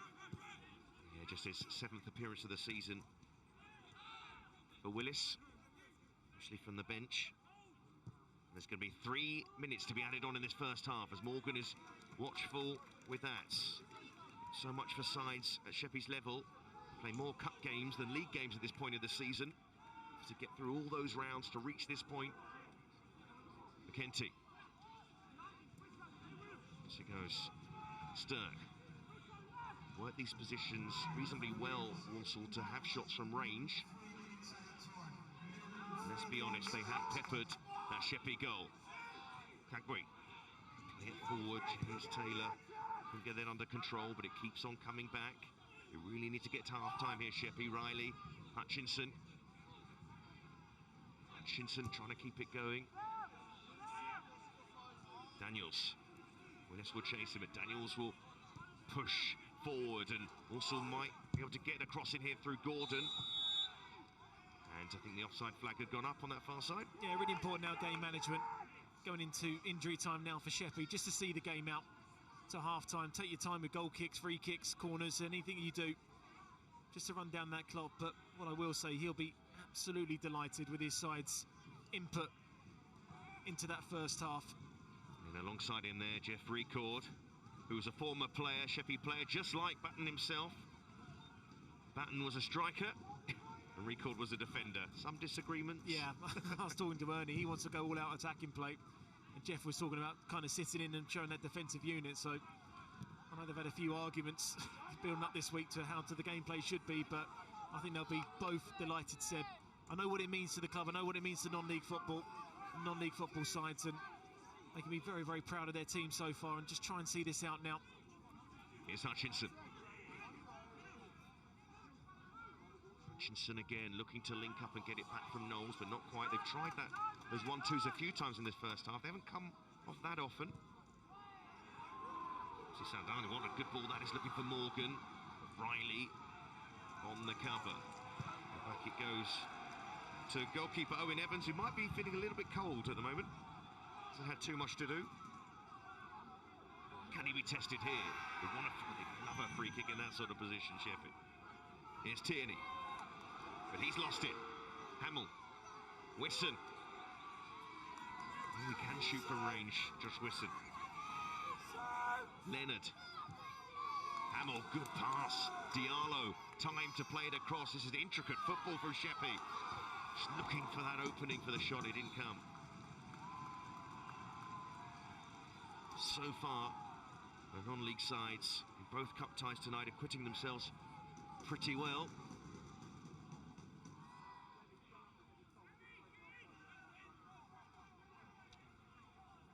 Three minutes have been played.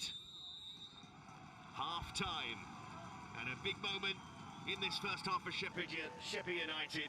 James Messi Saldana with a fantastic strike to put the ice in front. But Walsall did level things up. Douglas James Taylor with a fine equaliser. But at half-time, still all to play for in this cup tie. Sheppey United 1, Walsall 1.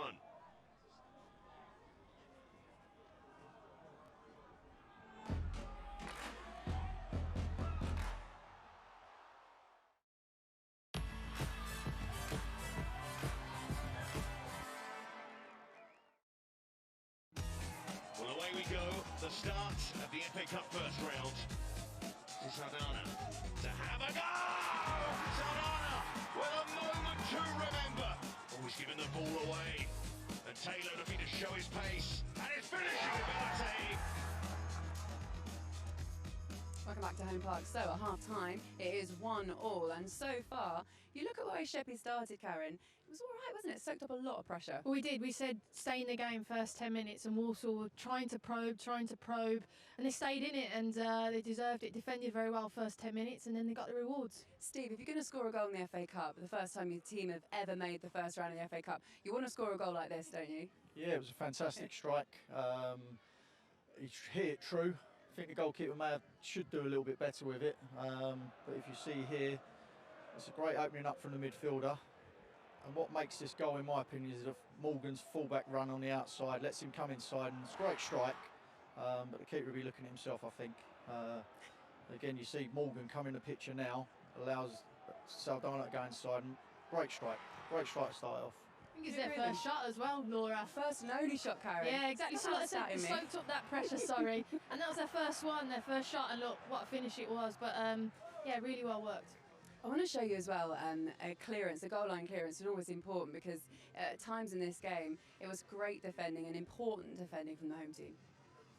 Yeah, I think that Connor Wilkins is the actual player that clears it off the line, and he just smells danger. So he drops back and goes through the defender's legs, and he's just there to mop it up and clear his lines. So it's good defending from him.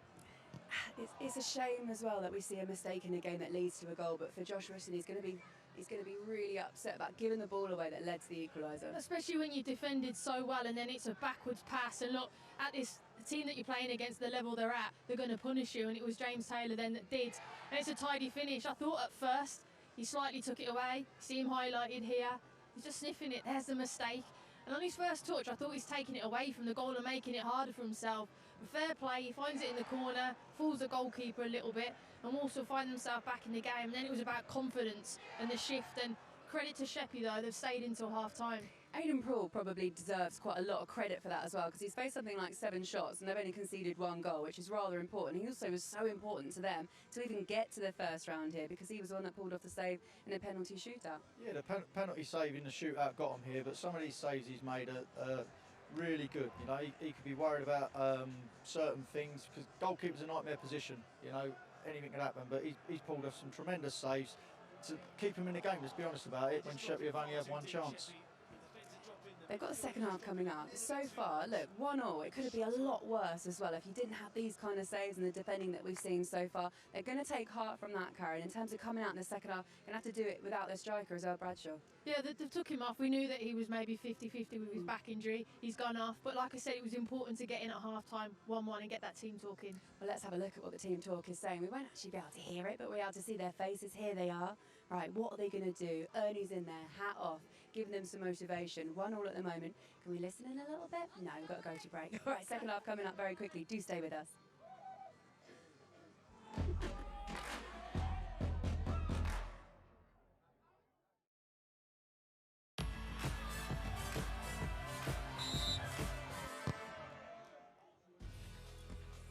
back to Home Park, so you can see Sheppey United in their dressing room at the moment. As at half-time, Walsall are the visitors, and it's 1-1 between these two teams. Sheppey United went 1-0 up. A brilliant wonder goal, which we just were absolutely purring over at half-time. This is the state at the moment. So you can see their manager bottom left there, and he's having a little chat with them. Alongside me, Steve McKim, who manages a team also in this league, if you missed the start, is alongside me to tell me in a second what he thinks they need to hear before the second half comes up, just before we go to that second half. First round continues, Chesterfield against Portsmouth, Sunday 11:30, and includes the second round draw in that game.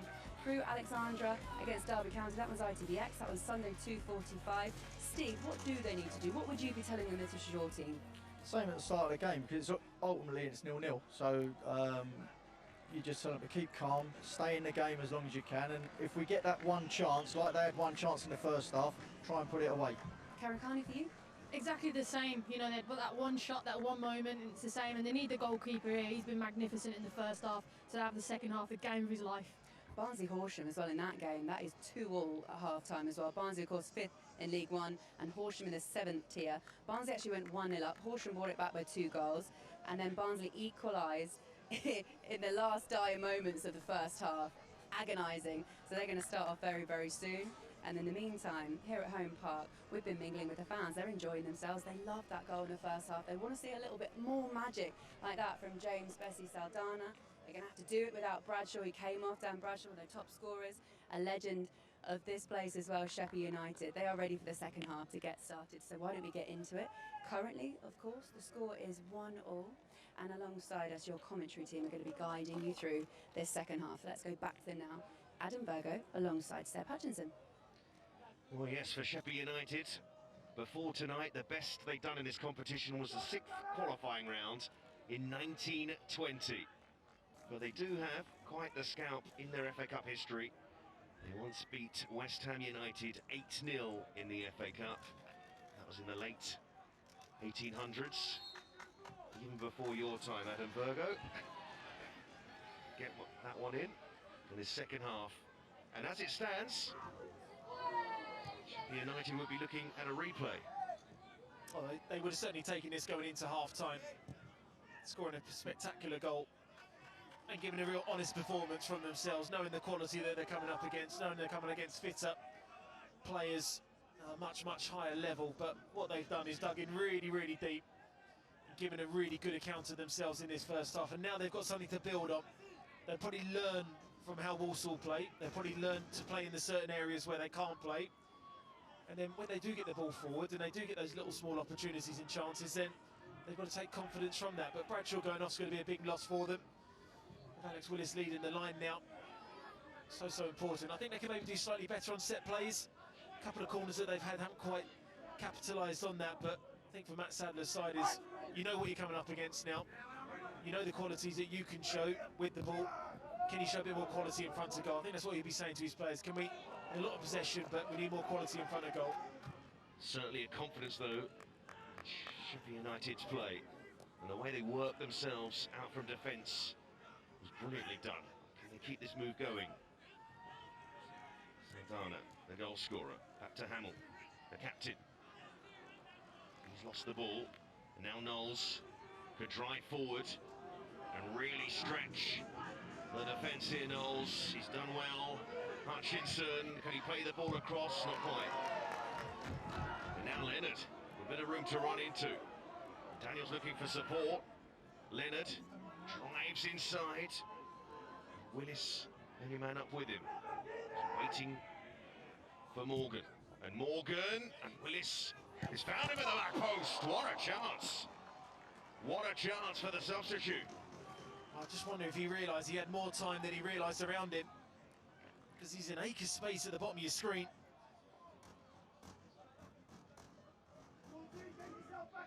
So the wind just held up the ball for him. Maybe just had to adjust his body slightly. Morgan down that left-hand side whips in a brilliant ball. Good opportunity and chance there. Alex Willis, who came on for Dan Bradshaw in the first half. Bradshaw having to go off. It looked like a hamstring issue. Joe Eggbay leaving it for the goalkeeper, Kroll, that had a fine first half. And Riley. Lambert getting time on the ball as much as they can. So we'll move it wide. Leonard drop of the shoulder, decent wing play. Daniels across, hit it away. Hamill. We should just squeeze this ball out towards Hutchinson. Hutchinson, tricky player. So back, McKenzie. Stern. Hutchinson to Ben one. Call time after time. He's matched every shot. He's been brilliant. So he's made some really, really important saves, and they'll need him in this second half to keep up the good work that he showed in the first. He's made some really, really important saves. Just again, you're looking at how deep they are a little bit when also maybe 20, 25 yards from goal, cutting inside. Fine match Aidan Prawl is having. Hamill. Turn just about came off to find Lambert. Whitson. Morgan. Here's Saldana. Ball to Lambert. Got that pass out to Morgan. Oh, that's going to be a free kick to challenge from Knowles. There is a confidence, though, about the home side play. I think they've started the second half much better than they did in the first. And that certainly contributed to the goal that they scored in that first half. Just little moments that they're getting now quality with the ball. But this is an area that we've seen time and time again. Walsall getting plenty of time. I think Matt Sadler would have said to his players, you've got to shoot a lot more with quality towards goal. But this is an area that I've seen with Walsall this season, defending set plays, central position, wide position, especially the second phase as well, that they've really, really struggled with. But can the delivery be better? Hamill hangs it in there. Oh, goalkeeper's missed it. What a chance, wide it goes. Well, it broke to Wilkins. The goal was there, but he couldn't hit the target. Oh, there's a prime example. Talking about Walsall's weaknesses from set plays, this is another. Goalkeeper comes into no man's land. Connor Wilkins just striking across the ball, not striking through the ball. What a chance that was. There's word back for Walsall on the line, but still, Gordon. And Gordon, this might find its way through. Guess what? Prawl is there. Yeah, great hands. Great hands there from the goalkeeper.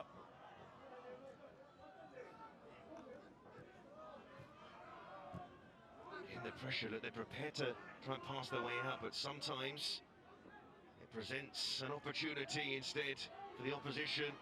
And Knowles going forward, he did pretty well there, almost broke to Tierney. Willis can't hold it up. Daniels got in there. Sturg. Will be the next Walsall player to have a shot from range. Will it be Hutchinson again? It's open up for Hutchinson, tracks his shot towards that near post, but wide. Yeah, snatched at the chance a little bit there. I think Hutchinson cutting inside. That left onto the right. The goal opened up for him. Just wondering if he went to the right side of the goal more. Maybe he should have gone to the other side, but encouraging signs for his team again.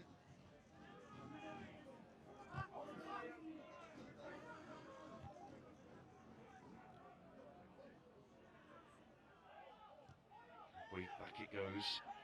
And then, of course, we talk about players at the level that Sheppey United are at.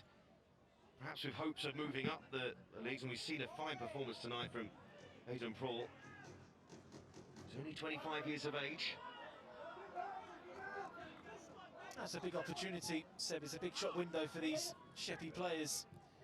I mean, I can give the example of Josh Stokes, who was at Sudbury in this league, has moved up to Aldershot this season in the National League, got himself 8 goals as a teenager, and he's got a lot of EFL clubs looking at him already. Knowles, oh, he squeezes it through. It's a brilliant, brilliant finish from a man in Tom Knowles, who's played at the level that Sheppey United have played at, but he showed his higher tier class there. That's a brilliant goal from him. We talk about the position that he picks up, coming in off that right-hand side on the inside, and it's so difficult as a wide player to really be marking him. We spoke about the time and space that Walsall are now being given, 20-25 yards from goal. You always felt this was going to be the route, but they find this second goal. And Tom Knowles, brilliant finish from him. It's a player who's predicted to be a key figure in this particular match, and has proven to be. And Walsall from a goal behind lead. And Matt Sadler be feeling a lot happier right now.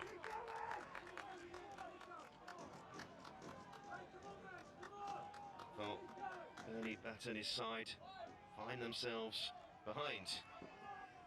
First time in this game. We thought sooner or later one of those efforts was going to find its way past Kroll in this game. Yeah, we spoke about the kind of shots from distance that were being peppered towards his goal, and you can't expect a goalkeeper just to keep making save after save after save. You just need to have that little bit of belief to go and squeeze the ball a little bit.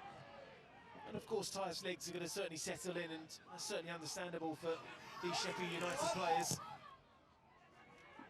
Hutchinson almost got to the end of that. So it's a big block in there. James Taylor let fly.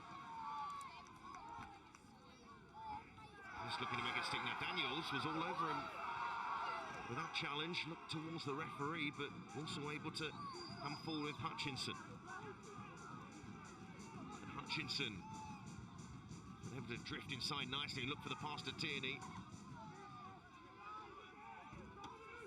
Tierney, Hutchinson leaves it.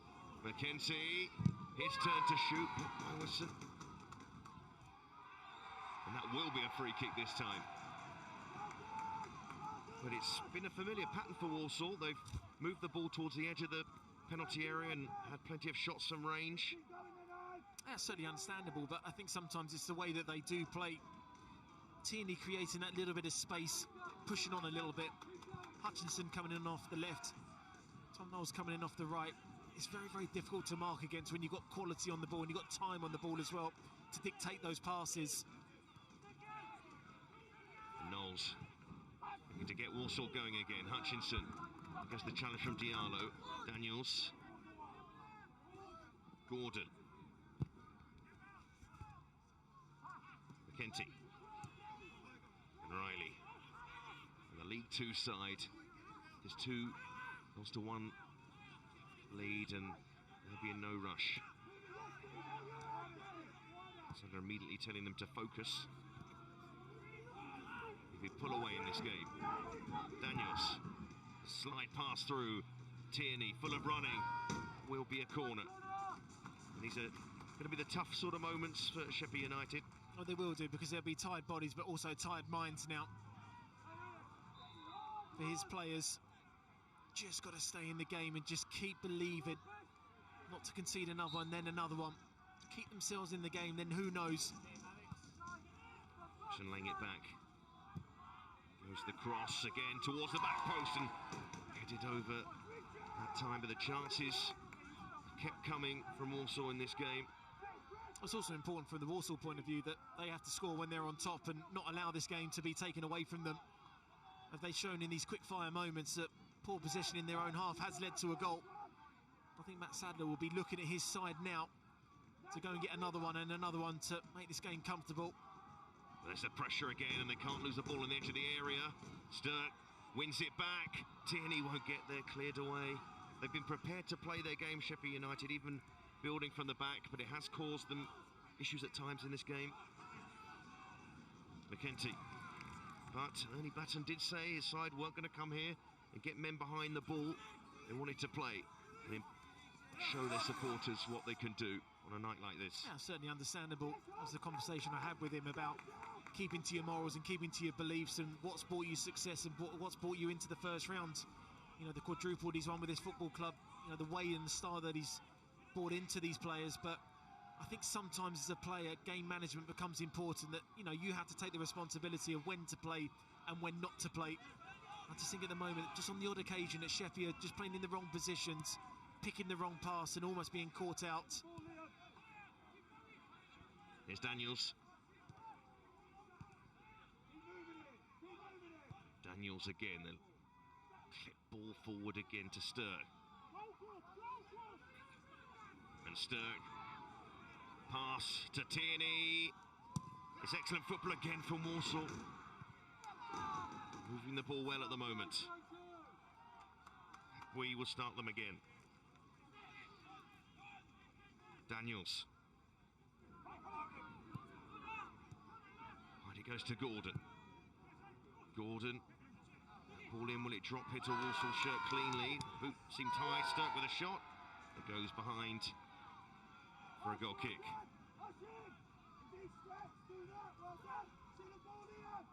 Well, they are behind in this particular game, Sheppey United, but they did have the lead, and what a lead it was before in the first half. But for Walsall, they've come back strong, and Knowles, what an effort. Yeah, we mentioned in pre-match in terms of what he contributes to this side, and I saw a lot of him at Yeovil in terms of what he brought to Yeovil as a team, and understandably also going into the National League and picking him out. He's had injuries and he's had a bit of a stop-start this season for Matt Sadler's side, but when he's fit, especially the last couple of games with the assists that he's provided for the side, he's such an important player. That was a quality goal as well. We mentioned about the time and space that these midfielders are getting for Walsall with the shots towards goal. It was only inevitable that one was going to hit the back of the net. They're almost about to hit the hour mark. And they are, of course, still in this game, only one goal. The difference between the sides, and they just need one more chance. Want to keep it tight for as long as possible. Stay in this game, Sheppey United. Easier said than done. Here's the side, the calibre of Walsall, the position in the football pyramid. See Saldana. Morgan. Going to go down the line. Hagbui.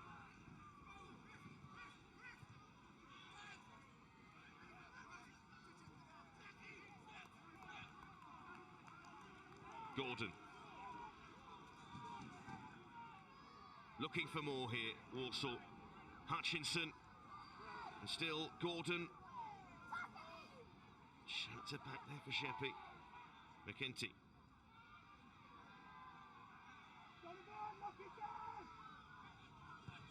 Riley. Stretch the play again. Gordon.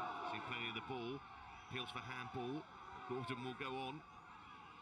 To get round Lambert. Gordon does well. Clips it to the back post. Still struggling to clear.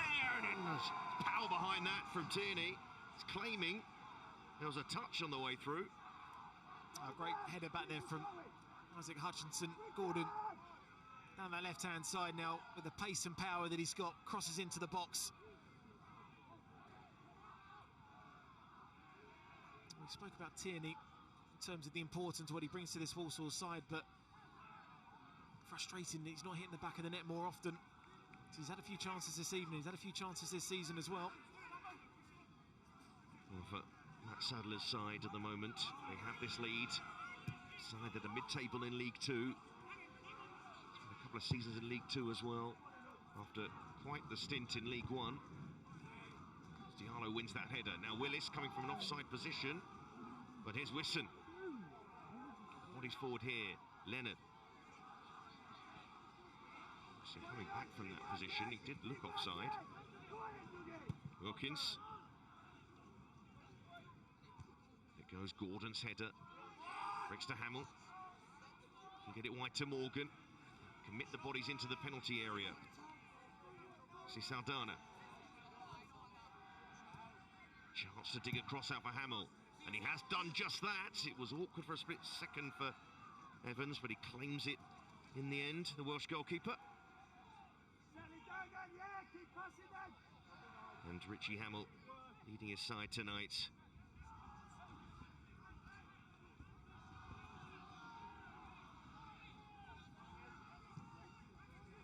Daniels. Gordon.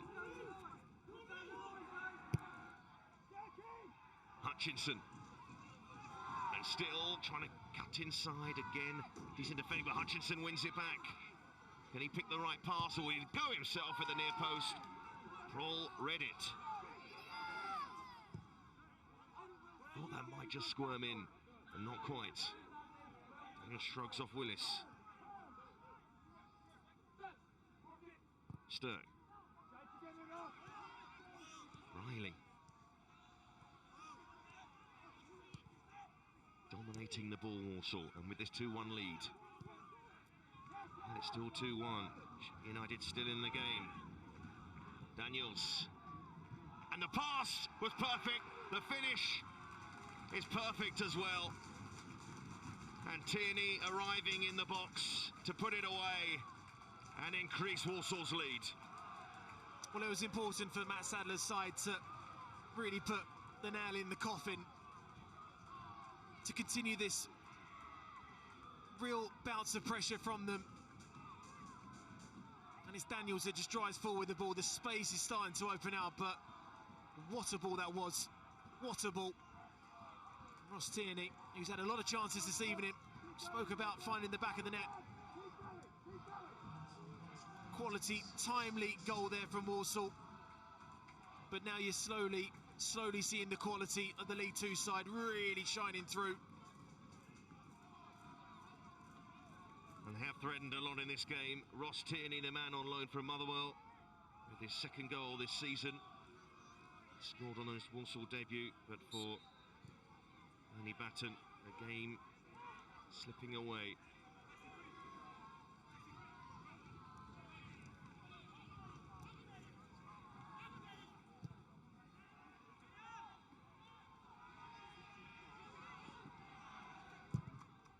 And it feels, as this game has played out so far, what do you feel was the turning point that got Walsall back into this game?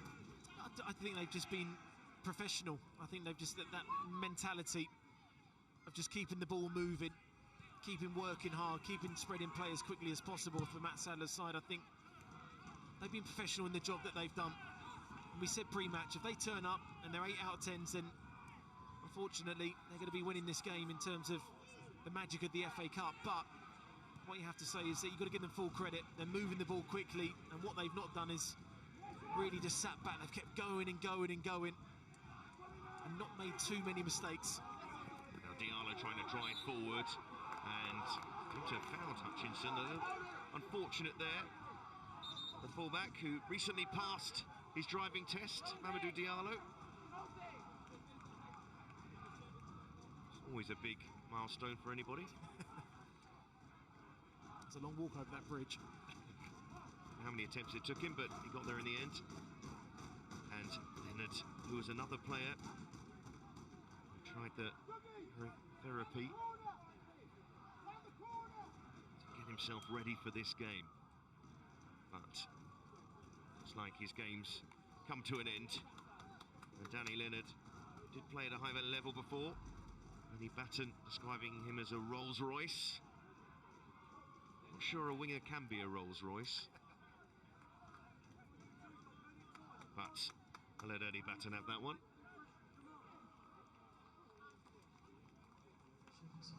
And there's also Josh Wisson making way as well. And there's a double change. Will come Malik Morris, and that's John Spencer.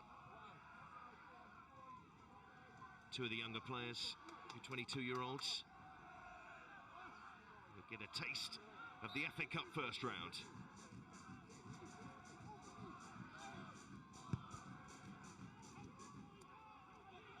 Batten did speak about getting young players on the bench and giving them a taste of this game, whatever the circumstances.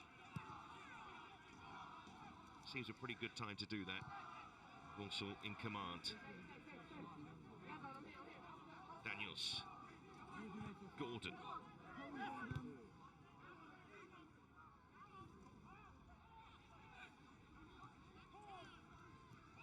Sturck. Kenty. Haven't made a change just yet, Walsall.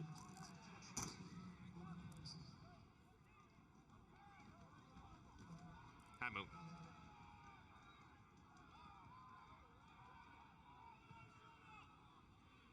And this is going to be collected by the goalkeeper. Morgan. He's giving it away. Knowles. Gone out for a throw-in.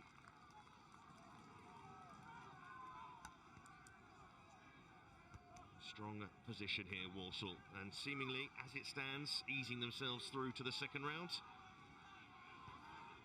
But Sheppey United have really displayed a commitment to the women's team for the first time this season, who do play at this ground, and that was some of the women's players on that right-hand side. Saskia Smith, their star striker. In Blackburn, the manager of the side, who are currently third in their league after beating the top side in their division earlier this week. Here's Hutchinson, away for Walsall. But the women's team need one more promotion to be able to enter the Women's FA Cup. Look at Willis, charging after this and keeping that spirit alive for the men's side here.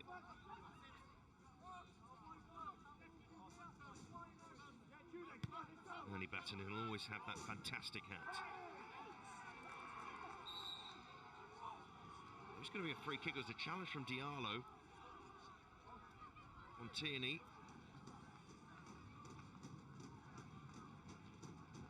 It's overstretched the challenge a little bit there, Diallo. He's played well, really well, Ross Tierney, in that 10 role.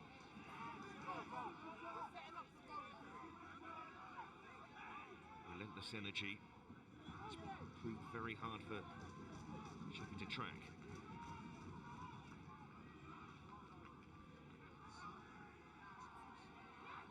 Stirk to take this free kick perhaps, or might be Tierney. It is Stirk to pump it forward. Went Daniels. Willis to clear this ball away under pressure. McKenty just about kept that ball in play, not quite in the end. Sheppey United, a club who folded several times in their history, actually. This latest incarnation, 10 years old, experiencing their best period in their history, to be honest. Just being at this stage is worth so much to them. They've put on very decent performance indeed, considering the opposition. Oh yeah, of course. I mean, you've got to give them full credit for the amount of games they've had to play to get here. So with the league games as well. Moving the ball well, Riley. That will be corner. And watching on, Tony Hughes. He's in there, believe me, who only became chairman at the start of August, just taking that picture. He's described this week as a whirlwind. He's asked to be chairman in local petrol station, would you believe? Now having to take charge of the club this week. In goes the corner. Here's just about gets it outside the penalty area. Knowles, good touch to get away from Hamill. Be another corner. Can you imagine having chairman 2 months ago and then club for the first time in their history reaching the first round? And former chairman Matt Smith, who left last season, that was his dream to reach the first round.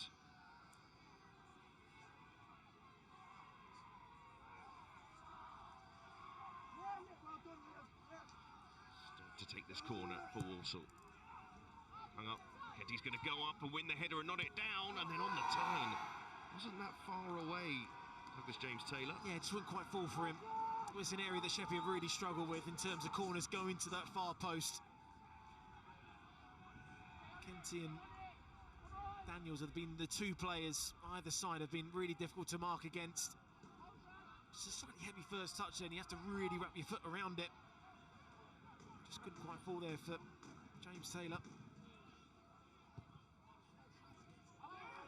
I actually asked Matt Sadley, would he have preferred to have played a League Two side this stage of the competition? Simply because when you do draw a side like Sheppey United, you know there's a strong chance you're going to be on telly. There's a strong chance most people want you to lose, would you believe? Which was the opposite in the 4th round last season when they were at home to Leicester with a chance to reach the 5th round. Historic 5th round situation for the Saddlers. It's Gordon. Leaving it for Tierney. Gordon leaving it for Hutchinson. And Hutchinson to the back post. A sense about them at the moment, Walsall, that they're going to get more here. To just keep on digging deep. Sheppey United. The side of their level, are these the most difficult stages of the game? Well, they are now, yeah. In terms of not imploding and they're making the scoreline worse than probably what their performance deserves, because I think they've given absolutely everything. And I mean, just second half in terms of fitness is just probably kicking in a little bit, which is only natural. But on the other side of it, you have to give Walsall full credit. Professionalism, you tick that box, turning up and not underestimating the opposition, which they haven't done in this game. Even going a goal behind, they show some great character, and they've been excellent in this second half. And unfortunately, Sheppey just haven't been able to compete with them with fitness and quality. But they are still giving a good account of themselves. Can they find themselves another goal? Hamill looking for the pass. Beyond that back line, he almost got it. Hang on there, Kagwe across, who's on loan from Stoke himself, and of course also was in the old county of Staffordshire, is in the West Midlands now. And goes the cross, it almost reached Willis, and then the flag goes up, and you can see Malik Morris on the edge of the penalty area, his eyes lit up, but the flag denied him that chance. I think it's just Alex Willis just not getting back into that onside position when the ball goes back. A decent call there from the linesman. Morris has to get back here, got a foot in. It's going to break to a green shirt though. James Taylor. Still James Taylor. Does find Gordon. Daniels. McKenty.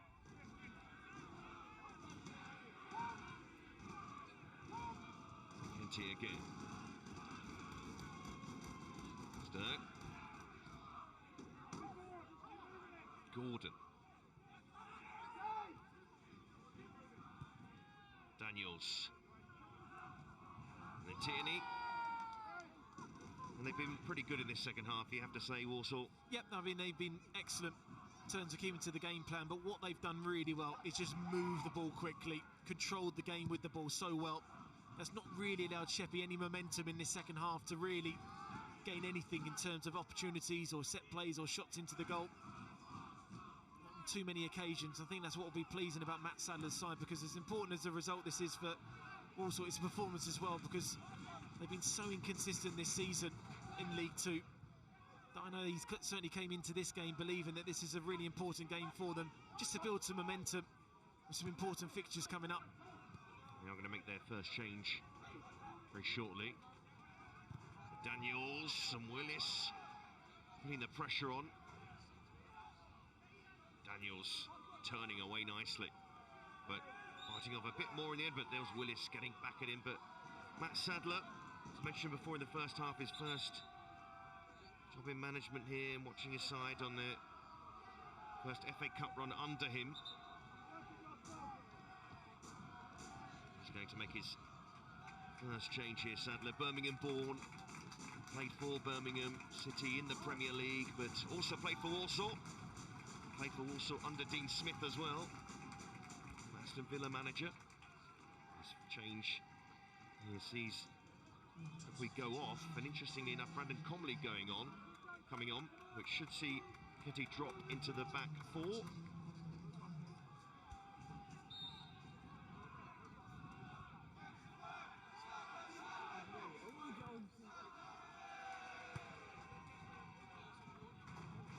Walsall do have the distinction of having two Montserrat internationals in their squad, and on the pitch right now, Comley and Daniels.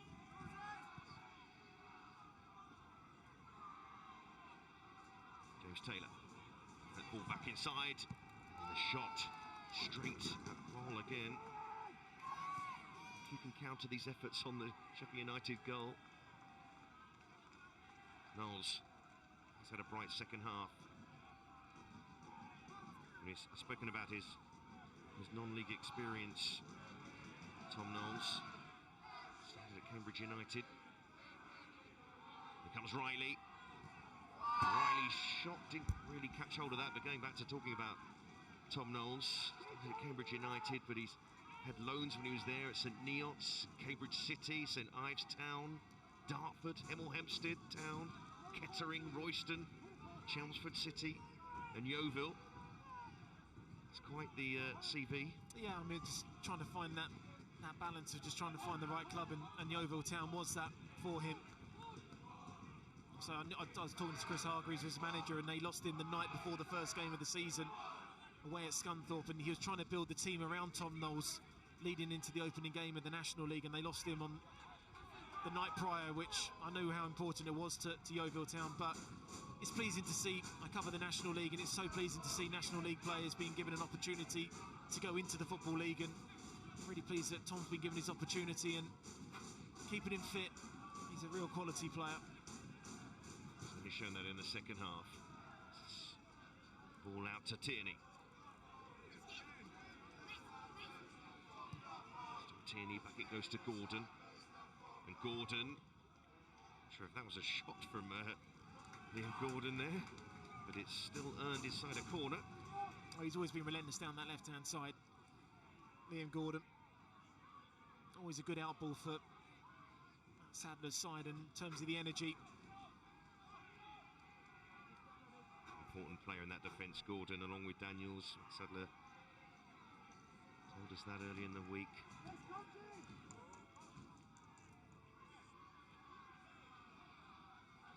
Sturck, left foot with the corner. It's a decent delivery as well. Do get it away through Morris. This Hamill couldn't quite get going there. Hutchinson. The pass is a good one inside. Pushing for more here. Henty Daniels. Knowles. Hutchinson. Henty. Stern. McKenty might drop into the back four. He's not in the back four at the moment. Enjoying themselves out there at the moment with about 10 minutes to play. Comley. Sturck. Gordon.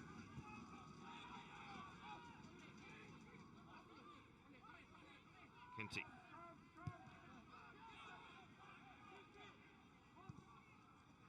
Comley. Daniels.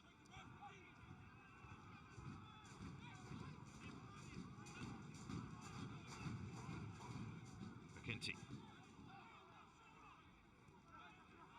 So the Football League side in control here. Seeing this one out for a place in the second round. And Barnsley 3-2 in front of Horsham.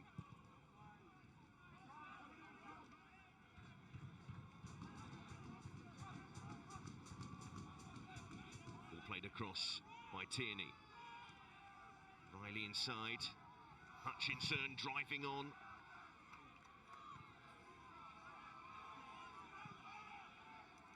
Daniels. Knowles going all the way back here to Evans, just to make sure he's still awake at the moment. Back there, Owen Evans. Comley. So hearing Barnsley may have added a fourth to their tally, so coming on strong towards the end of that game.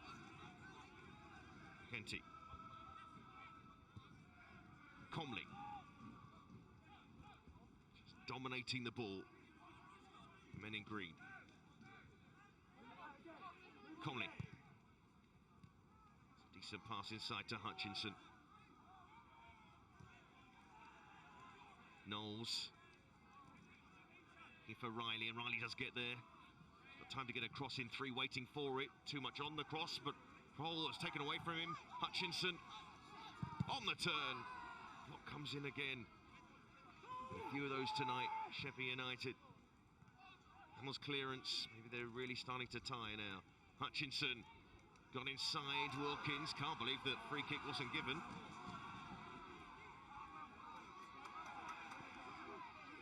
Now it's the youngster Spencer. Let's get free kick in the end. We're going to see a couple more changes here and a chance for more of the members of the squad. First man to come on, Dan Birch. His fifth year with Sheppey, the defender and right back to come on. It's going to be Wilkins and Lambert to go off here. There might Sheppey Diallo for a split second, but off goes Connor Wilkins, who had a little issue in the first half. On comes Dan Birch, one of the Londoners in this Sheppey United squad. Ruuju, a youngster only 17 years of age, to be known as Laddie. Young lad on up front with Willis, and they've gone 2 up top. Interestingly enough, Sheppey United, which can work one of 2 ways. Ruuju's on the move, goes to Willis though. Still Willis. Guess they're getting the bodies forward here, Sheppey United, looking to go out with a flourish at the very least. We can understand now going 2 up top, just trying to get that next goal. Ruuju's a player, so he's got a lot of pace. You talk about the youngsters that Andy Batten is trying to bring into this side, giving them chances and opportunities at this level. Pumped along by Prawl. Ruuju does well. Then diving in was Birch, but he's been turned. And this could spell trouble. Hutchinson. And Hutchinson pulls it back. Almost found his mark. Good positioning there. Joe Egbe.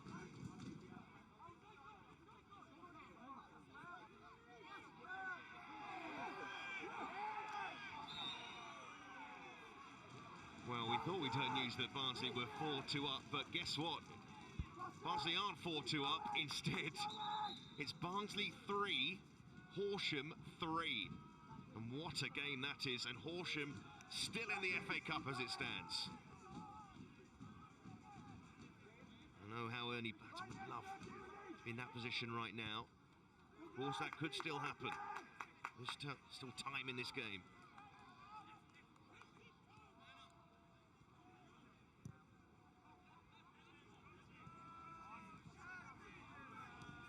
Morgan. And there's several waiting for the cross. Willis is in there. Daniels' header. It's a good one. Spencer almost got on the end of that. Willis again. Spencer. Still Spencer. There's 4 waiting for the cross here for Sheppey. That's not a bad low ball in, and Walsall had to get the bodies back, and now they'll look to break. But Birch read the danger. Birch fires it forward. I think he was caught there. Will be a free kick for Sheppey United. To think last season, the chairman left, the manager left, Atmidson was in charge. The players had to take a pay cut as well. Again, there was question marks about whether the club could carry on, but boy, have they carried on. Andy Batten back in charge of the club again. Technically, still the interim manager. He's also technically the man who decides that as director of football as well.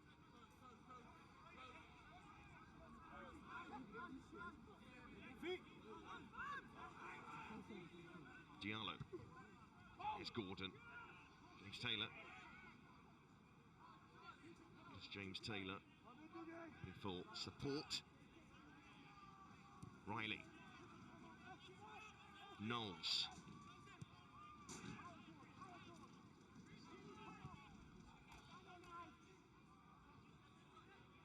And then here's Daniels inside. Comley. And now Gordon.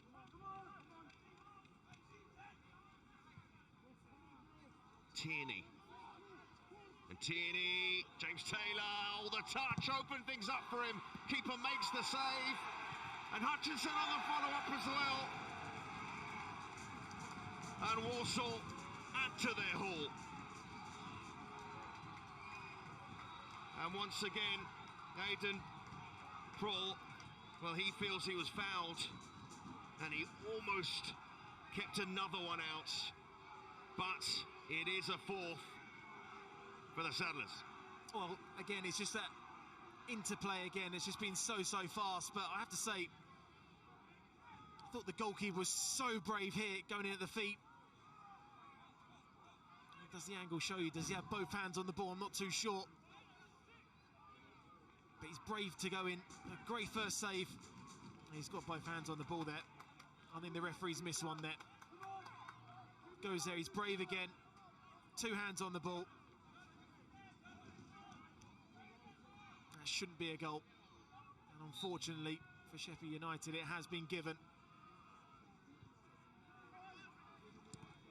And it's Hutchinson who has looked like a real creative influence in this game. He's looked a danger, and he has a goal in this game. Morgan working hard. They want a free kick. They're not going to get that decision either. Comley. Riley inside to Sturck.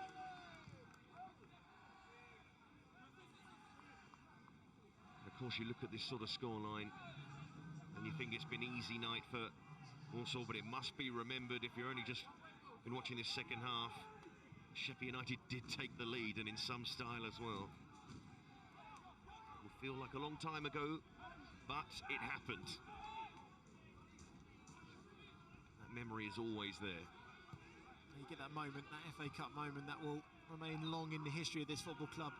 It's taken so long to reach the first rounds. Comley, Gordon in the 90th minute. Hutchinson comes forward again. And Hutchinson. Sturck was trying to walk it in there. Hutchinson again.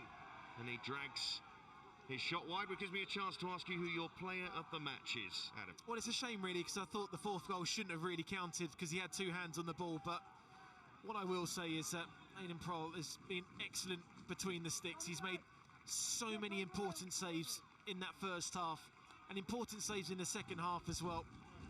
I know the scoreline doesn't really reflect it, but he's had an excellent game, and say one that he'll certainly remember, but he's been so important just to keep him in the game. Well, double change here for Walsall, and Rolin Maniese is available again. Last played when he was on loan at Hartlepool last season, January. Another of the formerly injured players. Danny Johnson, the experienced striker, to come on up front. It's Knowles and it's James Taylor to go off, 2 of the goal scorers. And then the teenager, Dylan Thomas, getting a run out in the FA Cup. Nice moment for the youngster, 16 years of age. And the midfielder. And Matt Sadler will be pleased he'll be able to give young Dylan Thomas some game time here with the scoreline as it is. Yeah, exactly. Always remember that as a player, you know, you're coming on for these chances and opportunities. And I think he'd be pleased with his players' performance this evening. Their professionalism was excellent. They showed great character to concede that first goal and come back and, you know, dominate the game with the ball. Scored at important times, which was really important, and didn't really allow Sheppey to really get involved in the second half too often. It's a no-win situation, isn't it, for Walsall? Because if they win, it's expected, and if they lose, then certainly be remembered for a long, long time why they don't want to remember that performance. But the league's always going to be important for them, but I think this will build confidence for them going forward. Certainly, just try and see out a couple more minutes here, Sheppey United. Concede any more goals. And Johnson's effort, Prohl will claim.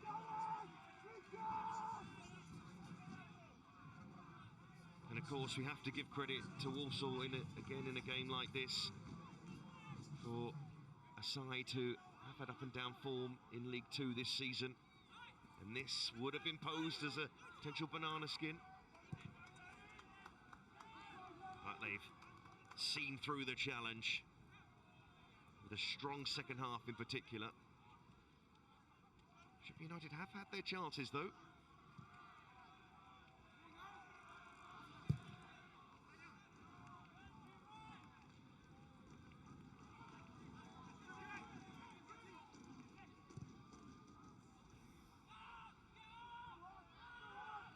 Hutchinson has had a swagger about him in this game, and Hutchinson looking for another, fires it over. He's had a good game, Hutchinson. Yeah, he's played well. I say the wide players, him and Knowles, have been excellent, and Tierney as well, giving support to James Taylor. Amadou Diallo's just picking up a little bit of an injury, so he's struggling a little bit, but so Isaac Hutchinson has really showed his qualities. Real quality player. I think he's been an excellent signing for the football club from Derby. Again, another one can maybe score more goals when you look at the likes of Knowles and Tierney and Hutchinson. Should be scoring a little bit more than probably what they're showing. Important players for Matt Sadler. Just saying Hutchinson's been excellent again. On the pitch, not on comms. Well, 4-1 lead for Walsall. This game almost at an end, and you can see a few of the Sheppey United players just waiting for that final whistle. As I just pointed out, Diallo not moving too well at the moment. This might be their last attack in the FA Cup. If it reaches Spencer, not quite. Gordon won't get to that. Hamill diving in. Being a big effort. Always available for the club. Richie Hamill. Availability so important in football. Daniels. So no, they'll be in the hat for the next round.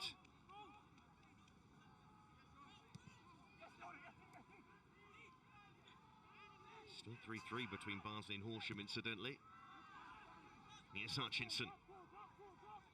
Well, he had another one here. Going to break to Gordon, who played the 4 minutes.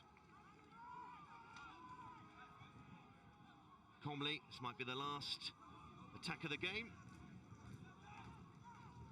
Hutchinson, Daniels.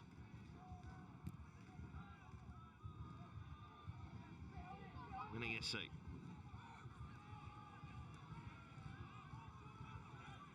Riley.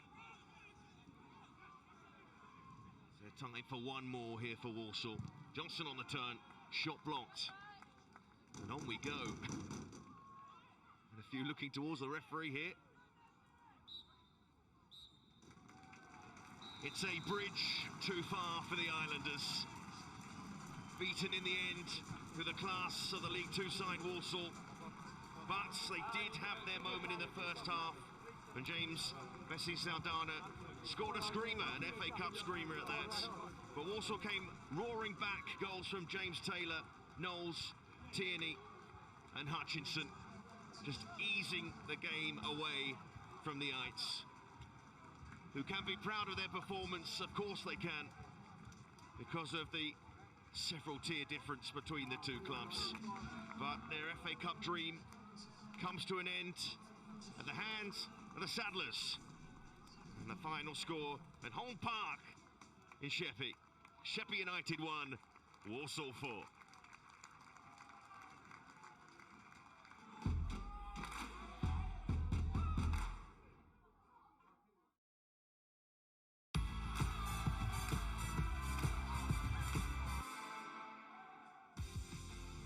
Okay, FA Cup first round action tonight. Walsall with a 4-1 win over non-league Sheppey here at Home Park. Tom Knowles with the first, Ross Tierney with the second, and Isaac Hutchinson in the third. That's 3 goals in the second half to add on to their goal that equalised in the first. Much more clinical second half for the Saddlers. First time in 23 years that Walsall have scored 4 goals in the FA Cup. And for this team, the home team, Sheppey United, they can be proud of that performance. The scoreline doesn't necessarily tell the full story. Their keeper, Aidan Proul, pulled off 12 saves in that game. He had a brilliant performance despite conceding 4. He is a man of the match for this performance for this game today. Let's hear from him now. He's with Katie Shanahan. Aidan, it wasn't meant to be, but you were certainly kept busy tonight. Yeah, I was. I mean, coming into the game, obviously playing against high league opposition, you're expected to be tested, and they did. But I think the boys in front of me need as much credit as I got. We were chucking our bodies on the line. Everyone was throwing everything at it. We were running our socks off. So, yeah, it was a busy day, but one to be proud of. You made 12 saves tonight, and as a tree surgeon, you certainly cut down their chances. Yeah, you could say that. I mean, me and Oscar were at work this morning, carrying logs about and whatnot, and then to come to here, make 12 saves, I didn't realise it was that many, to be honest. But you know, it's what football's about. It was a good game to be involved in. Test yourself against high league opposition, and yeah, I mean, all we could do was do our best. You've been a hero on national television. Where will this rank in your career? It's got to be top spot for a long, long time, I reckon. I mean, getting to this round alone is beyond belief. It's something you dream of as a kid. To go out there, put performance on as we did as a team, like I say, I think everyone should be proud of themselves. And where and how long will this last for Sheppey? This long run in the FA Cup memory, where will it rank for the club and you as a whole? Again, I reckon top spot. I mean, 2 years ago they had a quadruple season, and then obviously this year we've had this run, and the publicity is brought to the club and whatnot. I think the club deserves it. It's a good club. We've got the community going on, and yes, like I say, we can just be proud of ourselves and as a club as a whole. Congratulations, you're the Emirates Player of the Match. Well done. Thank you very much. Wicked. I guess a slight consolation prize from there, but that was a brilliant performance from him. And don't forget as well, he's the one that pulled off the save to get them through to this round in the first place, to make their first round appearance ever. So congratulations to him, but I suppose commiserations at the same time. But a big congratulations to this man here, Matt Sadler. First of all, thank you for joining us. No, thank you. Tell us what you thought of that performance, because I suppose for you, it's character, not just the win, that's important. Did you see that today? Yeah, listen, we knew it was going to be... I'm sorry, we tried to get him out, but we can't apparently. Yeah. Come on here, come here. Come and see it's my fifth. Sorry. No, we knew it was going to be a tough night. You saw that when we walked through there. You know, everyone was charged up for the game, and rightly so. You know, they've done unbelievably well to get to the first round, and credit to them. And when they scored as well, you're thinking, oh Jesus, it could be one of them nights. But I had to be pleased with how we were playing. You know, we were. I think you've just said before, with 12 saves that the keeper makes, we score 4 goals. I thought we just need to be a bit more clinical as the halves wore on. But yeah, it was a really good performance from us, a professional performance, exactly what we needed to do. And I'm delighted in the way that they get their goal and they go home happy, because they've earned it and they deserve it. Let's have a little look at the second half goals then, because Sheppey actually had a couple of chances early on, and then this goal was probably at the right time for you. Was it to kill off a little bit of their momentum, Mr. Tom Knowles? Yeah, you're right. I thought they started the second half better than us. I thought we, unlike us as well, because we normally start second half really, really well. So it was good for us to just put that one away. I think Tom's got a habit of making things happen for us, as does Isaac. They've always got the ability to try and make something happen. I thought Ross Tierney's runs in the second half, we brought him back a little bit deeper for him to run onto the football, because I thought he was finding himself in too congested area in the first half, and that helped as the half wore on. But as you say, it was a timely goal because they'd started the half better than us, I thought. How has this helped your confidence of the group now for you, Matt? Time will tell, but I thought, of course, the game, we were desperate to win it. I said it before we came down here in the press, desperate for it for many different reasons. Of course, for the football club, for me, moving into the January window, of course, it really helps any money we get in. Hopefully we get another tie, which it'd be great to see you guys again. That'd be great. That'll all help towards that. And for us, we're building as a football club, and we're building as a group, as a squad. They're a very young team out there. And at times that energy and athleticism is exactly what I want from them. So yeah, really pleased. You mentioned Ross Tierney. Let's have a look at his goal in the second half as well. This was the one that made it 3-1, and probably again, even though they came back into it, they wouldn't lay down, would they? How important was the timing of this one as well, 10 minutes later after your first one, second half? Yeah, well, what we ended up doing, we ended up dropping, we dropped Osh to make him the pivot, went to a 4-3-3, which allowed Sturkey and Roscoe to find themselves a little bit more advanced. It just overloaded their midfield and their back lads, I thought. So it was pleasing for me to see that, because it enabled Donovan to drive into the space, which he does. And then that kind of snuffed out the threat at that point. I thought that the kind of stuff he went out the game at the end, it could have been more from that point. So really good. I'm pleased for Ross as well, because he's a lad who I've got a lot of admiration for, because he wears his heart on his sleeve and he works incredibly hard for the team and does a lot of unsung stuff. So for him to get on the score sheet, I'm pleased for that. You did mention as you came over, we were talking about the last goal, making it 4-1, and you weren't sure whether or not the keeper had both hands on the ball and whether or not this might have been a foul. We can show it to you now. Have a little look, see what you think. No, I thought he had two hands on the ball. Yeah, that's what I thought. He makes a fantastic save, which he's done on loads of occasions in the night. Probably doesn't help him because the referee's the other side of it. But listen, he's earned the man of the match award, and rightly so, because I thought he had a fantastic game.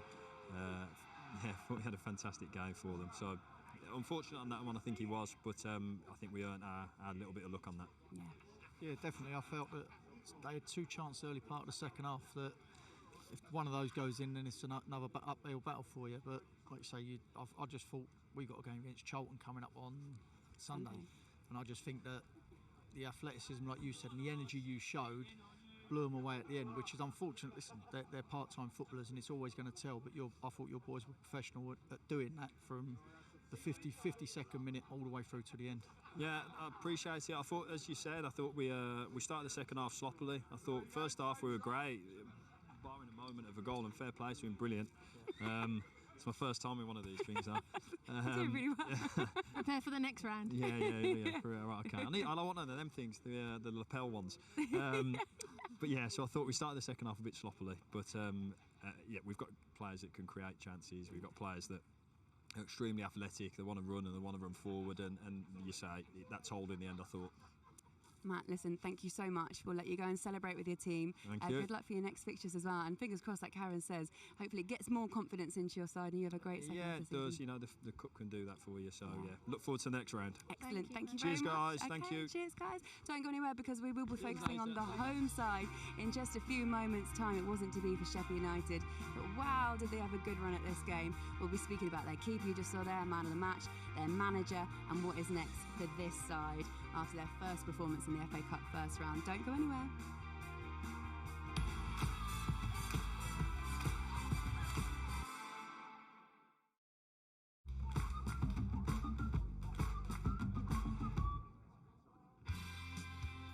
So Sheppey United in their dressing room post-match losing 4-1 to Walsall, but as their keeper comes back in there, Aidan Poole with 12 saves today.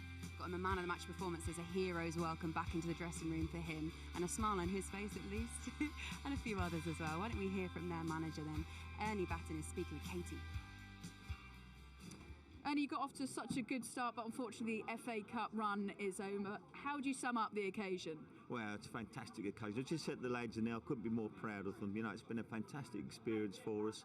It's something the club's never done in 130 years of existence, and I couldn't be happier with them. You know, I've said to them now we've got to use this to settle down. The season's just starting for us now in the league. We've only played 5 or 6 games, so, you know, we've got all to play for. We should be in a good mood. What a finish from James Bessie Saldana to get off to a flying start. Yeah, I mean, James hasn't, you know, he's tried a lot of them this season. They've been screaming over the bar most of the time. I think he's only got about 1 goal, but tonight, you know, he found a really important goal for us to get us a good start in the game. And how key was Aidan Prohl in goal? Yes, I mean, Aidan's been superb all season. You know, we signed him a couple of seasons ago and he's been ever present and very consistent, very good goalkeeper. What will this whole experience in the FA Cup do for the club going forwards? I think it's massive. I think it's absolutely massive. We're so pleased, you know, that we've been able to get this far, and I think we serve as a catalyst for going forward for the football club. I think, you know, with the exposure we've had, it really highlights us as a football club that are going places. And what about you personally? How proud are you of your group of players and all the fans here tonight? It's been such a spectacle for the club as a whole. Yes, I think you see the unity there tonight with the fans and the players, and I'm extremely proud of it. You know, I lived on the island most of my life, and it's a wonderful moment for myself. Well done, thank you. Thanks very much. Oh, that makes it all worth it, doesn't it? He's got a better hat than you, though. He does. I've got hat envy. Very good. Very jealous of him. Listen, a brilliant performance from his team, and I'm so glad that he sees all the positives of that and points out how important a performance like that is just for this place, you know, for Sheppey and the fans that are still here behind the cameras. They are still knocking about here. So why don't we see the goal that he's talking about? Because really, I mean, wow, if you're going to score a goal like we say in the FA Cup, make it one of those. It was marvellous, wasn't it? Yeah, it was a dream start for him. Like you say, it was a good bit of play in midfield, played out wide. I still love the fullback's run, getting on the outside to allow him come inside. It's a fantastic strike. I think if you look at a different angle, it just bobbles up a little bit and it's so sweet. Keeper could be questioned, but you can't take it away from the finish, and he'll hold that for all the rest of his career. That was his first goal this season. Well, how'd you follow that up? Tough, because like I say, it's a fantastic strike. Karen, they had their chances in the second half, and one thing they should be really proud of is even when they went 2-1 down, 3-1 down, they were still in it, weren't they? But if they'd have put one of these away, how different could it be? Well, they had 2 massive chances, as you said, at 1-1, and this was real big opportunity for them. This was Willis, this was the first opportunity, the back stick. I think he didn't adjust his feet quite right, and then he's caught up, and then he's in 2 minds, and he got hit the target there, but his feet just didn't adjust quite right. And this was the second chance. Wilkins, you know, could he have made this hit the target at least? I know it's on the half volley, but they're the differences probably between the two teams, really. That's the level and the quality in the 18-yard box, and didn't take those chances. And then when they conceded and made it 2-1, and it just changed the game then. They did play with a team that had a lot more confidence than perhaps if you'd have looked up not knowing what leagues and the difference between the two. It felt like at times they had more confidence than Walsall did. Yeah, they had nothing to lose, and that's the thing. When you've got nothing to lose, you just give everything you can, and they've got to be proud of what they've done. That's simple as that. They've done Sheppey proud, they've done their manager proud, Ernie, and like I say, they can take that into the league form now. Obviously not against us, but they can take it into their league form and enjoy the rest of the season, because they've surpassed what they probably expected at the start of the season anyway. And speaking of you and your team, in action yourselves this weekend on Sunday against Charlton, at Charlton as well. How are you feeling? After seeing that, hopefully we keep it down to one less goal. But no, we're going to go there. We're going to enjoy it. We've sold a lot of tickets for behind the goal, which hopefully that's soccer ball in the net for us. Players are going to enjoy it. It's going to be a great day for us. And like I say, what will be at the end of it.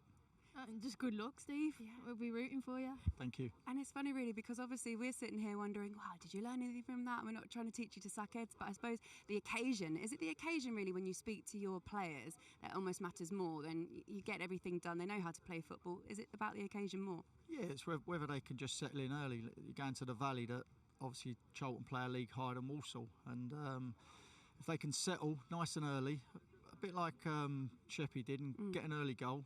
Hopefully we can hold on to it, stick everyone in the goal so they don't score, and we come away with a win. And it is, I mean, we say how much we love the FA Cup and we love league games, differences in leagues between the teams and things like this, but we also love the fact that everyone over there is pretty much left, and I wish I could show you. Honestly, there are about 40 or 50 people that are still here dying to have a little chat about Sheppey United, so we're probably going to go and have a little chat with them now. But from us, thank you so much for watching. You two have been absolutely great, so thank you. And good luck, honestly, Steve. Fingers crossed for your team as well. We hope it's a great performance. We hope you get a banger goal like that, and we hope you actually get a win too. So thank you very much for your company. Okay, a big weekend, guys, of racing ahead of us. You can head over to ITV3 now for the first day of the Breeders' Cup in the United States. Day 2 starts at 6 p.m. on ITV4 tomorrow. Alice Plunkett presents the opening show, previewing all the big Saturday afternoon action. That is here on ITV4 at 9:30 a.m. Now in the afternoon, join Ed Chamberlain and the team for live racing from Wetherby and Ascot. Coverage begins at 1 p.m. on ITV1 and STV. On Sunday, we have 2 more live FA Cup ties. Non-league leaders Chesterfield take on League One leaders Portsmouth, 11:30 a.m. on ITV1 and STV. Now the second round draw, 2:30 and 2:45. Crewe Alexandra versus Derby County on ITVX. Okay, that is it from us here, Sheffield United. It has been absolutely brilliant. We're going to go and find Sean Williamson. He's on tour at the moment. I'm going to go and enjoy my night. Thank you so much for watching. You can't escape how special a night this is for Saldana to have a goal! A moment to remember. Taylor looking to show his pace and his finishing ability. Oh, he squeezes it through. Tierney to put it away.